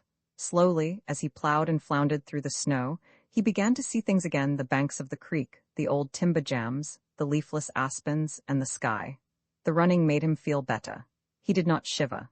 Maybe, if he ran on, his feet would thaw out, and anyway, if he ran far enough, he would reach camp and the boys. Without doubt, he would lose some fingers and toes and some of his face, but the boys would take care of him and save the rest of him when he got there. And at the same time, there was another thought in his mind that said he would never get to the camp and the boys, that it was too many miles away, that the freezing had too great a start on him, and that he would soon be stiff and dead. This thought he kept in the background and refused to consider. Sometimes it pushed itself forward and demanded to be heard, but he thrust it back and strove to think of other things. It struck him as curious that he could run at all on feet so frozen that he could not feel them when they struck the earth and took the weight of his body. He seemed to himself to skim along above the surface and to have no connection with the earth. Somewhere he had once seen a winged Mercury, and he wondered if Mercury felt as he felt when skimming over the earth. His theory of running until he reached camp and the boys had one flaw in it: he lacked the endurance. Several times he stumbled, and finally he tottered, crumpled up, and fell. When he tried to rise, he failed. He must sit and rest, he decided, and next time he would merely walk and keep on going.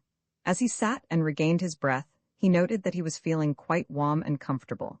He was not shivering, and it even seemed that a warm glow had come to his chest and trunk. And yet, when he touched his nose or cheeks, there was no sensation. Running would not thaw them out, nor would it thaw out his hands and feet.